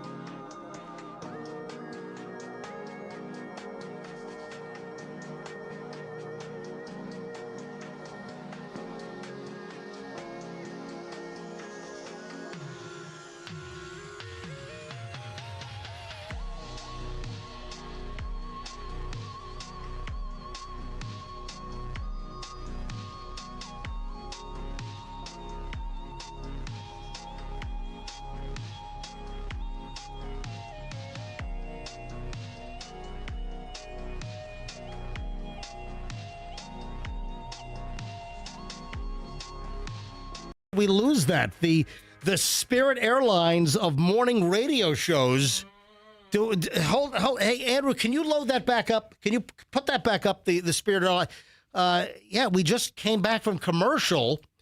I mean, should we keep that as sort of a memorial to Spirit Airlines, or as an homage? Homage to Spirit Airlines. I don't know. Yeah, or it's just fortuitous, or I mean, foreshadowing and predicting like the end of your morning show. I mean, yeah, here it is. Listen. I want to be honest. I don't know what aircraft's sitting out there and don't know what's going on. The Spirit Airlines of morning radio shows. This is the MJ Morning Show on 104.7 FM, Q105. What do you think? I mean, and listen, I came to really like Spirit. You know, it's slightly we know it's slightly disparaging, but I really like Spirit. Now, luckily, Breeze has slipped on in, and Breeze has taken the void and filled it with my need for Tampa to Fort Lauderdale flights to see the Ma and the Pa over in Fort Lauderdale. But I had to wait because the time between Spirit collapsing and Breeze starting the daily nonstops, it took a couple of months to get going. What are the odds of us going bankrupt? Yeah. In the next 6 months. The MJ Morning Show? Yeah, the morning show going bankrupt. Yeah. Yeah. It's pretty high, I think. It's certainly it's higher than moderate. I mean, I wouldn't say extremely high, but I wouldn't say it's completely improbable. Yeah, so listen, I'll keep it in rotation for just a little bit. I'm looking at my pile. We have so much stuff. I mean, this is Michelle. Did you see my pile of prep today? I did. It was a ginormous pile. Again, it's 727. Today is the 7th month, as in July, the 27th day. So it's 727 day. And, of course, the area code from Pinellas County is 727. So this is a day to celebrate. So I guess just poke around and see if any businesses are offering any 727 specials. If you go to a business, just say, hey, any 727 specials going on today?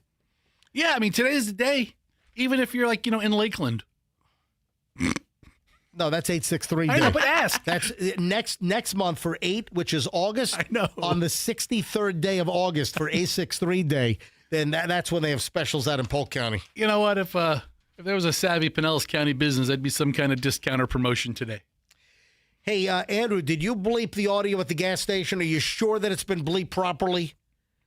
Yeah, I do not believe that this is phony. I do not believe this is like bogus, invented content for social media. Fester, I sent you a couple of things. Yeah, you did. Yeah, I sent you some emails, and I think one of these might be the video.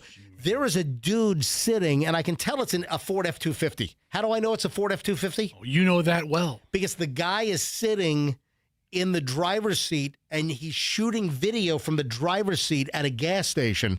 He's in front of the convenience mart, and he's shooting out at the gas pumps. And you can tell it's a Ford F-250 because of the mirror. You know how the F-250 mirrors have the two long stalks that come out? So I know it's an F-250, right? The only thing you sent me was the Tony Romo drunk audio. Okay. All right. Oh, you know what? I forgot to play that. Son of a... I'll play that now.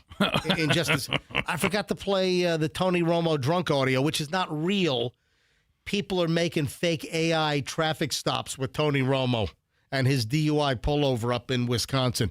So there's a guy, and it doesn't say exactly where he is. He's at some gas station. I don't know what city he's in. A guy is shooting video from the driver's seat of his F-250, and he's shooting video at the gas pumps. And listen, could it be staged and the two people know each other? Sure. But I think it might be real.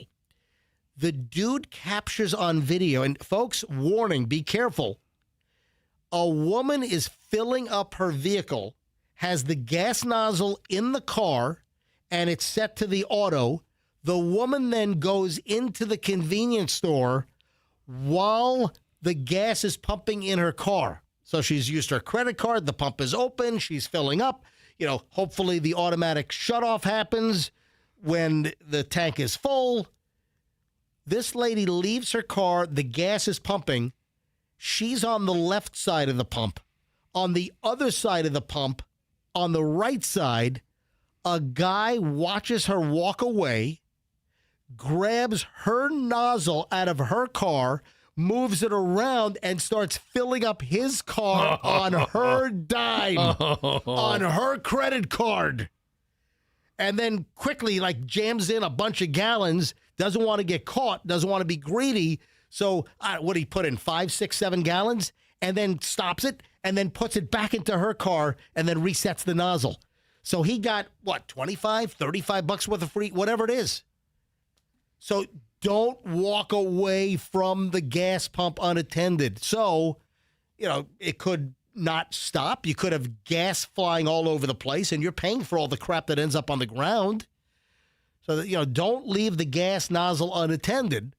Not only because of an accidental non-shutoff, but also what this guy did by grabbing this woman's nozzle and filling up his tank on her credit card. That takes a pair of cojones. Oh, man. And the guy captures it on video. I've got the audio. You want to hear this? Yes. All right, so I've got the audio. And, Andrew, you did block this out, right? You did do all the bleeps on this? We'll see. All right, where is it? I'm trying to find it. Where is it, Andrew? Oh, gas theft. Here it is. All right, listen to this. Here is the audio of the guy capturing the theft. How long have been sitting there? He just took it out. Took their pump out, pumping his up. He funny, though. Then he gonna put that bitch back in. Damn, that gas is running up. How much is that shit? 45, 47, 50. He running they up. He is running they up. $50. Where we at now? I can't even see like that. 55. Oh. Look at his sneaky ass. Look at his sneaky ass. Hey, look, I see that.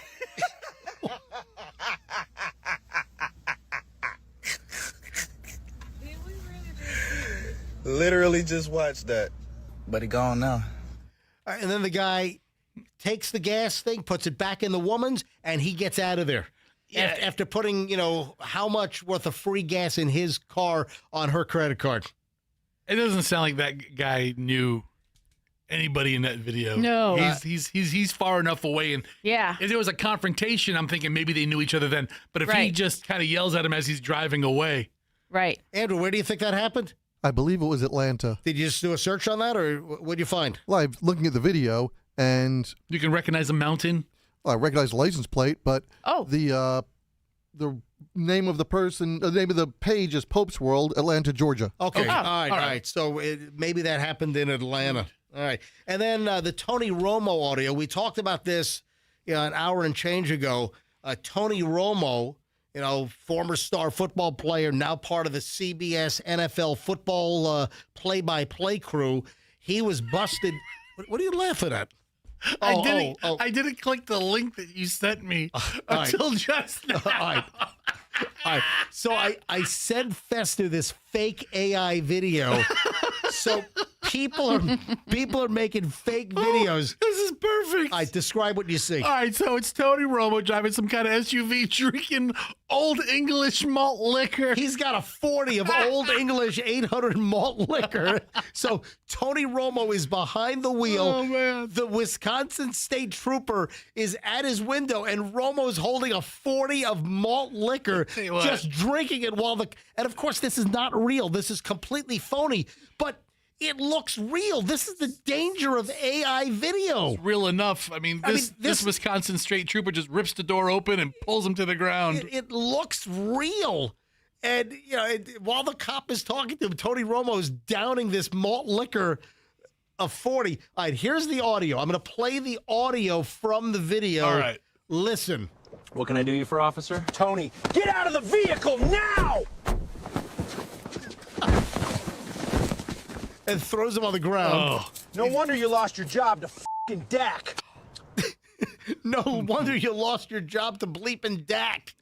I mean, you got to figure. I mean, even though Tony's family, he grew up in Wisconsin, they hate themselves some Cowboys. The one thing the one thing I'm really unimpressed with is the AI did not have the bottle of malt liquor. It's a glass bottle. It did not smash and shatter. Okay. That bottle should have busted hitting the pavement. What I noticed is that the officer just yanks the car door open. No door handle. Oh, that's great. Also, is like the name of the vehicle on the side door, is it like a completely erroneous name that means nothing? I have to look. It's such a fast. Anyway, but yeah, great little AI video. Right. Hey, you know the Instagram local dude you love for the food reviews? Call Anthony? Yeah. So Call Anthony shot a video in the parking lot of the new Cookout. Yeah. Is that in Temple Terrace? It is in Temple Terrace at 56 and Fowler. All right, so yeah, Andrew said, Andrew, turn your microphone on. Yes. Andrew, you drove by the Cookout at 56th and Fowler? I saw the line there on Saturday, yes. Yeah. How long was the line? It wraps around the building and just continues on. Yeah, we drove by on Friday, and I told my wife, I go, hey, maybe we'll come back hold here. On, what, are you just making a habit on the weekends to drive by fast food places? You know where I went this weekend for the first time ever? Where? Lithia Springs Park. Oh, which is really? Remember we had a listener who said, "Hey, is there any place to swim in Tampa, like in lakes and stuff?" And I'm not a big lake swimmer; I don't like that. But I found, I looked it up, Lithia Springs Park, and usually you think of the parks are a couple of counties away, the springs. But we were in Lithia Springs Park, kind of an old janky little park, but a pretty cool spring. But we drove by the Cookout, and I was like, "Oh, there it is!" And the line was completely wrapped around to where I couldn't figure out how cars were even getting through. It was like they gridlocked themselves into the parking lot. And this is like at 12:45 on Friday. So you didn't go? Well, we saw it on the way out. I was like, maybe we'll come here on the way back. And my wife's like, screw that. We are not waiting in that line. She's like, do they serve cheeseburgers? And I was like, yeah, but they're supposed to be. She goes, I don't care what they taste like. I'm not waiting in that line. Right. And, a couple of listeners have gotten back to me and said, that they really enjoyed it. And the Cookout, it's got a southeastern presence. I've always seen them in like the Carolinas and maybe Georgia. I think there's a couple in North Florida now, but this is the first one in the Bay Area. They're going to open a second one on Dale Mabry in Carrollwood at the old Boston Market. Okay. All right. Is that near? Nowhere near you. Yeah, I know. It's like near Northdale. Yeah, Northdale. Yeah, that's like Georgia to me. It might as well be. Hey, MG, why don't you come up to Georgia and get a burger? So, Call Anthony. Yeah. He puts up a video, and I could not believe the wrap of traffic. Listen, what did I say on Friday's show? Listen, I'm sure Cookouts go. I've never been to a Cookout. But I'm not going to wait in line for hours for a fast food burger. You should go. I will go when it settles down. You should go now and make listen I'm to not me. Going now. You should go now and make an Instagram video. I should go now and wait in line for 2.5 hours. No, I'm not waiting in line for 2.5 hours for a Yeah. The line, MJ, is wrapped around the building. You got to park a block away, go inside. Right. The line is a lot shorter inside. So I do hear that. I hear that, yeah. You're if you sit for 2 hours in the drive-through line, you're a stooge. All right, just go inside, and I did see video of like 4 people inside. So that's the hack. Don't wait in a drive-through line. That's like hurricane evacuation traffic. They're not giving out sandbags at the end of the line, okay, people? Oh man, how was his review? You like it? Listen, I got it right. I'll play the audio. Because, listen, this is your favorite local food reviewer, right? He is, I think, the best of the bunch. Call Anthony. Listen, Call Anthony, he turned you on to a bunch of, really good, independent gas station eats as well, right? Yeah, I remember he still does, but he focused on a lot of these, bodega-type places that I normally wouldn't find myself into. Right. Yeah. But I find myself in them now because of this guy. All right, here, listen. So today, man, we're on East Fowler Avenue in Tampa, Florida, man. Look at these lines over here, man. I'm talking about these lines is crazy. Everybody is here for the new restaurant called Cookout, man. This restaurant is popular in other states. This is the first one in Tampa. I heard they're opening up 13 more locations. So, man, I had to come see what the hype is about, man. Coming on the inside was a lot smoother, man. It was a lot of cars in the drive-thru, but there weren't that many people on the inside. So I saw the video. Yeah. and he walks inside, and there's like 4 people inside, and there's 300 cars outside.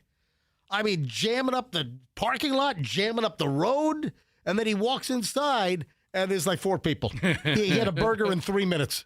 You know, that was good. They got all type of shakes and all type of stuff, man. The menu in here, cheap, man. I'm talking about, look at the prices, $7.99, $8.99. Those for whole meals. I'm talking about they got stuff all the way from chicken sandwiches, hot dogs, barbecue. I'm talking about so many different varieties of milkshakes. They even got these walking tacos, man. So I ended up getting the $8.99 tray, which came with a burger and 2 sides. So this was the burger. Not a bad looking burger, man. It's a double cheeseburger. Oh, no. You know what I just realized? What? He's running for mayor of Tampa. Yeah, he's running for mayor. Wait a sec. Yeah. Do I have to give Bob Buckhorn and all the other candidates that are running equal time to give a burger review? I'll tell you right now. Listen, MJ, listen. Anthony Gilbert is his name. He is running for mayor of Tampa. Right. Currently, I'm leaning toward him. I mean, I'm just saying. But if Mayor Bob wants to do a food review video, we'll play that as well. Buckhorn did a great job for this city. Yeah, Buckhorn did a great job. Listen, I like this Cole Anthony guy. Buckhorn really did a good. So Bob Buckhorn, if you want to come on the MJ Morning Show and talk about food reviews, a fast food burger line, please have at it. No, Mr. Mayor needs to record something, put it on social media, and we'll play it just like we are now. I just got a text. I hate these. It's not. I don't know if it's a scam per se. Listen, I'll treat it as a scam, but it's like a phishing text, and I get these every once in a while. Hey, our company will be doing tree work in your area next week. If you have tree removal or tree trimming needs, reply yes or reply delete to end. Hey, I'm not replying jack crap to you. I'm not replying yes or delete. I'm not letting your bot or computer or whatever know that you got a legit number. What are these things? They're just fishing. Yeah. Hey, I do have a tree limb, and but you're not going to do it. But now you're the job. You know. But I don't even know if this is a real tree company. Does anyone have any insight? Is anybody listening right now? Have you gotten these random, unsolicited texts? Michelle, have you gotten this one? Nope. You have not. So I've gotten like 3 of these in the last 6 months, maybe. Hey, our company will be doing tree work in your area in the next week. If you have tree removal or tree trimming needs, reply yes or reply delete to end. Anybody? Has anyone well, listen, I'm sure people have gotten it. Does anyone have any idea what the racket is here? What is the racket on this? 800-990-1047. 800-990-1047 if you know what the racket is. I'd love to talk to you next. And we got a lot coming up. We got a whole long 25-minute segment, and we have a lot of stuff to fill. I'm looking at my pile here. We have enormous content next on the MJ Morning Show here on Q105, 104.7 FM. Zero Res has an unbelievable offer. Days left on this, folks. Hurry. 26% off everything. It's for the month of July. Hurry. Do not let this slip out of your hands. You need your carpet cleaned. 26% off. You want your grout and tile to look brand new. They'll clean it. 26% off. Air duct cleaning. They are pros, experts at getting the grisly, grimy junk out of your air ducts. 26% off. Upholstery cleaning, stained couches, stained dining room chairs, 26% off. This is the best percentage I can ever remember. Every service at Zero Res is 26% off right now through the end of the month. Hurry, folks. 26% off. Go to ZeroResTampaBay.com. That's ZeroResTampaBay.com. ZeroResTampaBay.com. Tell them MJ sent you. 26% off everything. If you book online, use the code Summer Sale or Summer. Use the code Summer or Summer Sale. 26% off ZeroResTampaBay.com. If you're looking for a Miracle Toyota purchase, you go to Miracle Toyota. I mean, listen, their name says miracle. Every day is legitimately a miracle at Miracle Toyota. I know you got your eyes on a cool Toyota pickup truck, maybe a Toyota SUV, the 4Runner, the Sequoia. Good vehicles. Maybe you got a Toyota car on your mind. Car, truck, SUV, and you're in Polk County or any surrounding county, go to Miracle Toyota in Haines City. They're right on 27. Great hometown dealership, great service, great selection. They're going to treat you well. You're going to score a deal. You walk into Miracle Toyota and you tell them the MJ Morning Show sent you. So anywhere in Polk County, I'm telling you, take the drive, get treated remarkably well. You walk in, tell them you listen to the MJ Morning Show, and you went to Miracle Toyota because of the MJ Morning Show. Miracle Toyota. Show some MJ love out there in Haines City. On 27, miracletoyota.com, and tell them that MJ sent you. Air Rescue is my air conditioning company. Air Rescue has done remarkable work at my house. Guess what? Air Rescue will do remarkable work at your house. Let's say your system is just broken. Let's say you come home from work and it is blowing hot air. You walk in and it's a blast furnace in your house. Get on the phone to Air Rescue, get a service call, get that thing fixed. If you mention me, MJ, they'll give you 10% off. 10%. It's an instant MJ coupon. You call them up, you say, hey, I need a service call. My AC is not working. They'll get the information. Make sure you tell them right then you're an MJ Morning Show listener and you want the 10% MJ discount. If you need a new air conditioning system, Daikin Systems are $2,500 off right now. Air Rescue, they do the work at my house. They are incredible.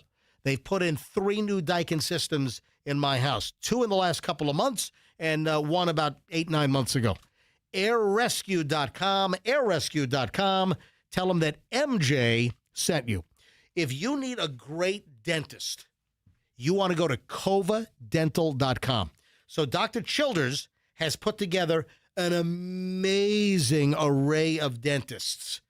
So we've known Dr. Childers for years. He has hired a staff of dentists that are phenomenal. So if you want to see a great dentist and you need a great new dentist or dental location, it's covadental.com.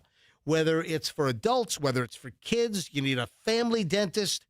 I use Dr. Childers and Cova Dental. Fester and his wife, they use Cova Dental. It's Kova. If you need a great dentist, and everyone does, it's Cova, Kova, dental.com in Bradenton, in Plant City, in Carrollwood in Tampa, and coming soon to Newport Richey and St. Petersburg. Cova, Kova, dental.com, and tell them that MJ sent you. Traffic's on 928. Let's grab Shriner with the latest MJ Morning Show. Oh, we got calls on the texting tree issue. Hey, Andrew, tell calls to hang on. I'm going to calls next. In Tampa, the accident on 275 South.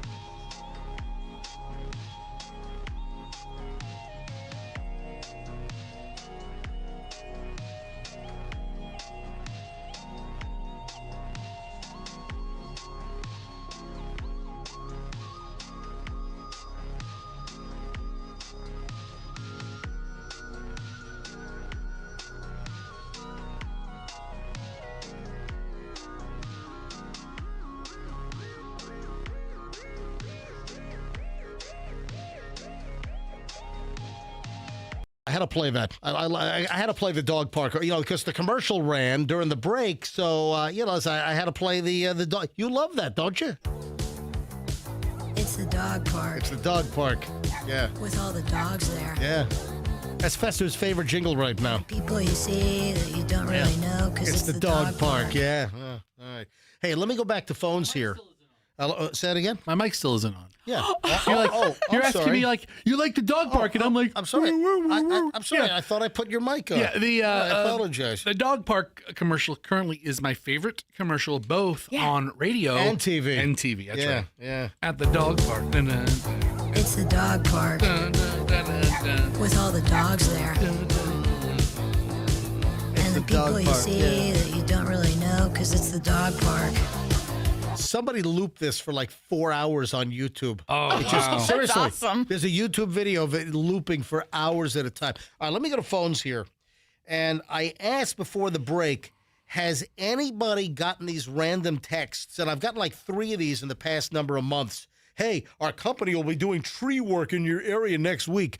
If you have tree removal or tree trimming needs, please reply yes or reply delete to end. I'm not replying anything. But what is the racket here? I'm just asking listeners, what is the story? If you know, 800-990-1047, 800-990-1047. Joel and Steve, hang on. Oh, and then Cheryl's got something else she wants to talk about. Hey, Joel in Clearwater. Hi, Joel. MJ, how you doing? Doing well. Have you gotten the same tree text? Hey, we're going to be working in your neighborhood. Have you gotten that? Oh, yeah. I get it all the time. And I'm an arborist, so I always laugh when I get these messages about these people wanting to come and cut my tree. Oh, you're a certified arborist? That's hysterical. Yes, sir. Yes, sir. Yeah, I've been practicing for a couple of years. All right, so what is the racket? Who is sending these texts out, and what is their end game? Do you know? I do. I never look too much into each because I get so many, but I always delete and report them as spam because, they're paying for cuts. So they want it to come out and they want to hack your tree and they want you to, and they'll do these things called hurricane cuts. And if there's anything I want to get across to people listening is that do not let these tree companies hurricane cut your tree. It's not a real thing.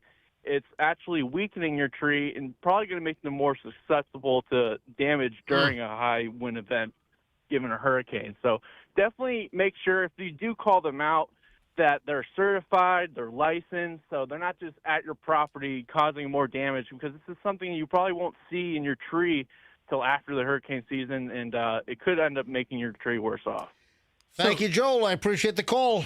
Does an arborist cut trees, or does he just look at them? No, an arborist can cut trees. So you can have a tree trimming guy that's an arborist, or you can have an arborist that tells the tree cutting guys what to do. I think it goes both ways. Oh. But I still want to know, what is the racket? Racket is, I think, just blanket text emails in chunks. But wait a minute. But if you do respond, are they really a tree company, or what is their game? All right, let me grab, if anyone knows why I'm getting these, hey, we're a tree cutting company, we're going to be in your neighborhood doing work next week. Do you have any, what are they trying to accomplish here? Because I don't think it's a real tree trimming company. Well, write them back. All right, Steve in Largo. Hi, Steve. No, I'm not letting them That's know. how you know. If they show up at your house with a truck and a couple of chainsaws, yep, you're legit. Yeah, great. You don't even have to tell them your real address. Yeah.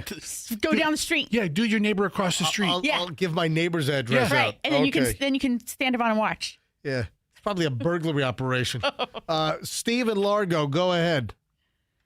Yeah, good morning, MJ, Michelle, Fester.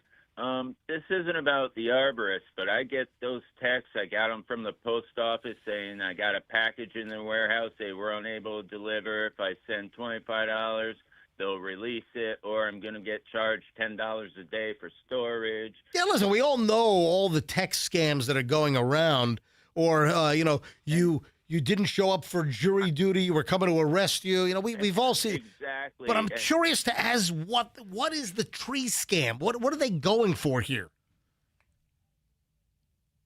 That's what I want to know. Maybe they really want to cut your tree. My thing is, I agree with you on the answering yes. They also try and keep you on the line if they call, so they get voice recognition.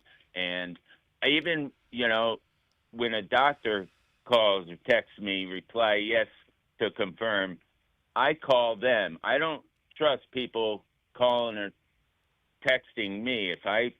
I'll confirm my appointment myself. I'll call them because I know who I'm calling. Yeah. I'll tell my girlfriend, don't reply yes. She goes, it's my doctor's office. I said, well, call them and verify it then. There you go. Thank you, buddy. I appreciate it. You know what? I think I'm going to call the number on the text from the tree trimming thing and see what happens. Let's see who answers. Oh, no, because then it's going to record your voice. We can talk like this. Okay. I'll do a phony voice. All you know right. what? I'll do a sling blade voice. Perfect. Side sling blade.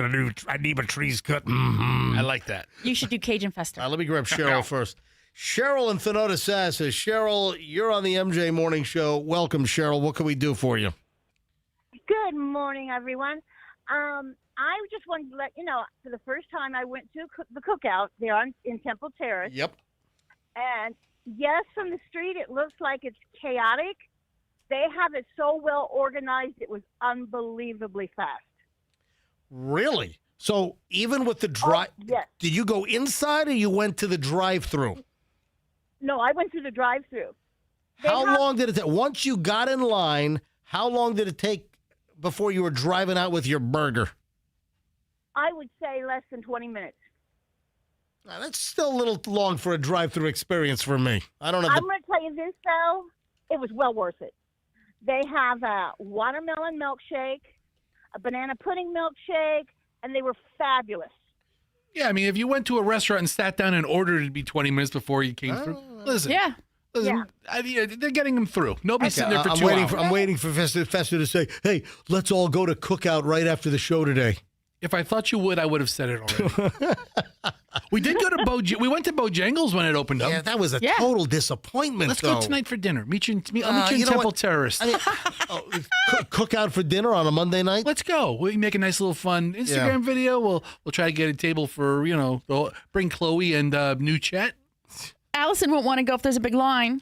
I still can't believe that new Bojangles that opened up on US 19 in, is that Pinellas Park? Or was that?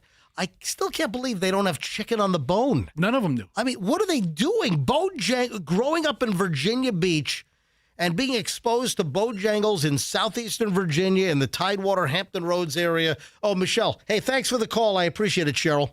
We're on to Bojangles now. All right, thanks. But, hey, did you hear the latest? That now they're trying to change.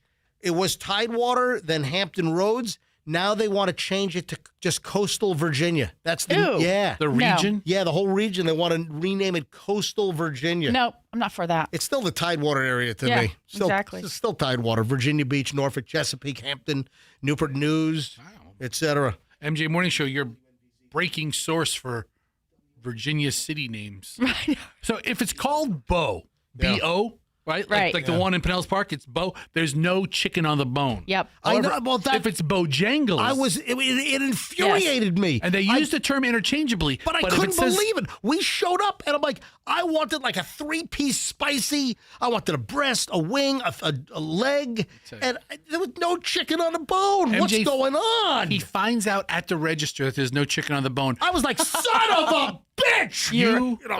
Anybody listening to the show, you have not had a meal with a pissier person. A grump. It was just mumbling. You and I were just eating, having a good time, and he just wouldn't shut up about it. And now they want to change Tidewater and Hampton Roads to Coastal Virginia. That's stupid. In Virginia Beach and Norfolk and Newport News. Yeah, come on.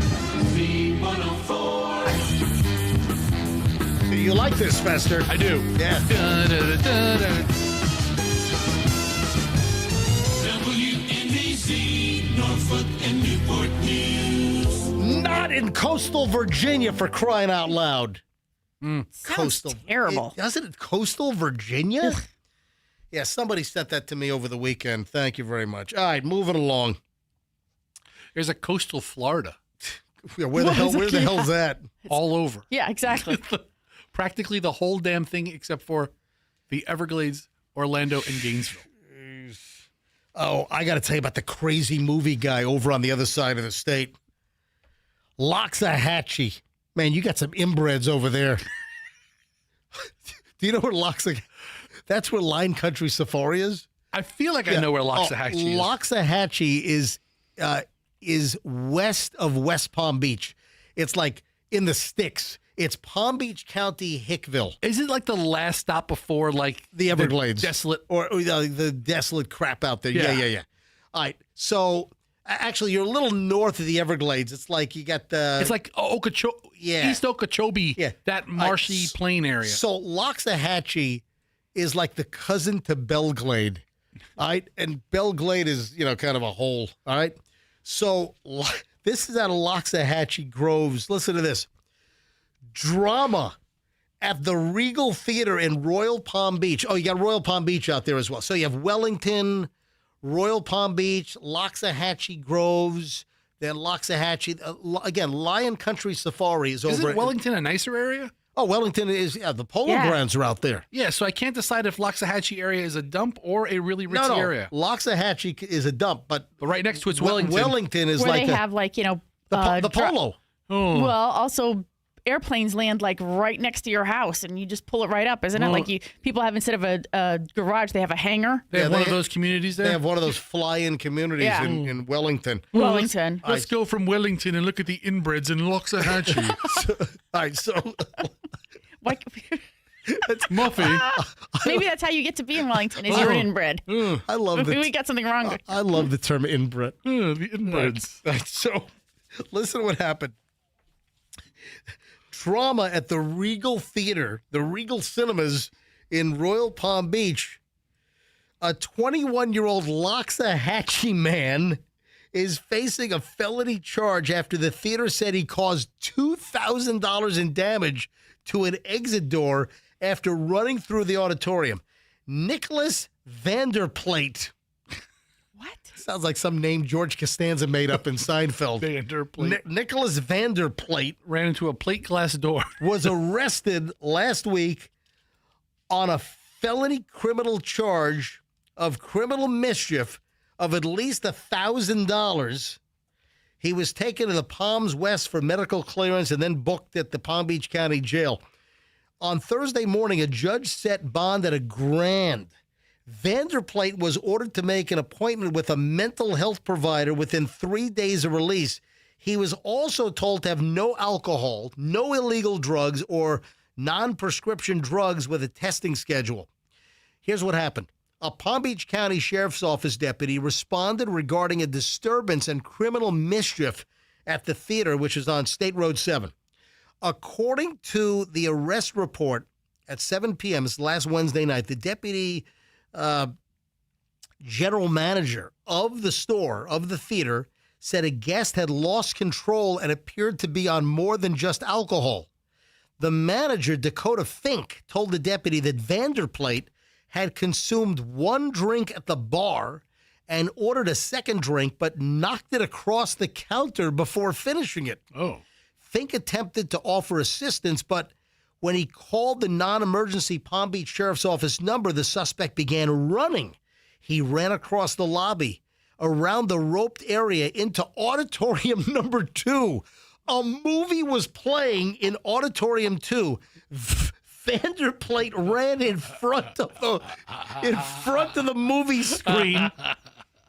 He started running in front of the movie screen, running in circles, screaming and flailing his arms in front of the movie screen. Then he ran out of that theater, through the lobby, toward the exit doors. The suspect then slammed his body into a locked emergency exit door, ripping the door off the hinges. What kind of a door can you slam your body into? Like a commercial door at a theater. He threw his body so hard he knocked the door off the freaking hinges. Not a very well-built door. My God. Wait a minute, it gets better. He then fled outside, attempted to climb a tree in the parking lot, then scaled a nearby chain link fence onto Business Park Boulevard, where he tried to hide in a building next door to the theater. The manager said he was not speaking coherently. The only physical contact that he had with anyone was a random guest who apparently was standing next to him at the bar. Hey, thanks to ABC 25 in West Palm for this story. Holy crap. The guy must have been on some like angel dust or PCP or something. I mean, to have the strength to not, those are like metal and glass doors, to knock it off the hinges, causing $2,000 in damage. He really laid into that door. Holy shit. That's unbelievable. Speaking of unbelievable, I thought this was fake. Michelle swears it's real. Did you see the iguana jumping out of the box at a FedEx store in Memphis? Is that real? I don't know, but it sure is funny. Is that real? So FedEx... Well, I asked you the question. FedEx will ship live animals. Right. They do? Yes. So, but I thought they shipped like ants or like... No, you can get lizards and turtles and... Yeah. Well, I don't know about turtles. I don't think you can ship a dog or a cat. No. But you can ship... reptiles. Yeah. Like I found I guess like a store, like a distributor of these types of creatures. And they were like, they'll set it up to be delivered. And here's the thing. It even says on their website, we highly recommend that you request hold at the FedEx station or location for pickup because of the heat.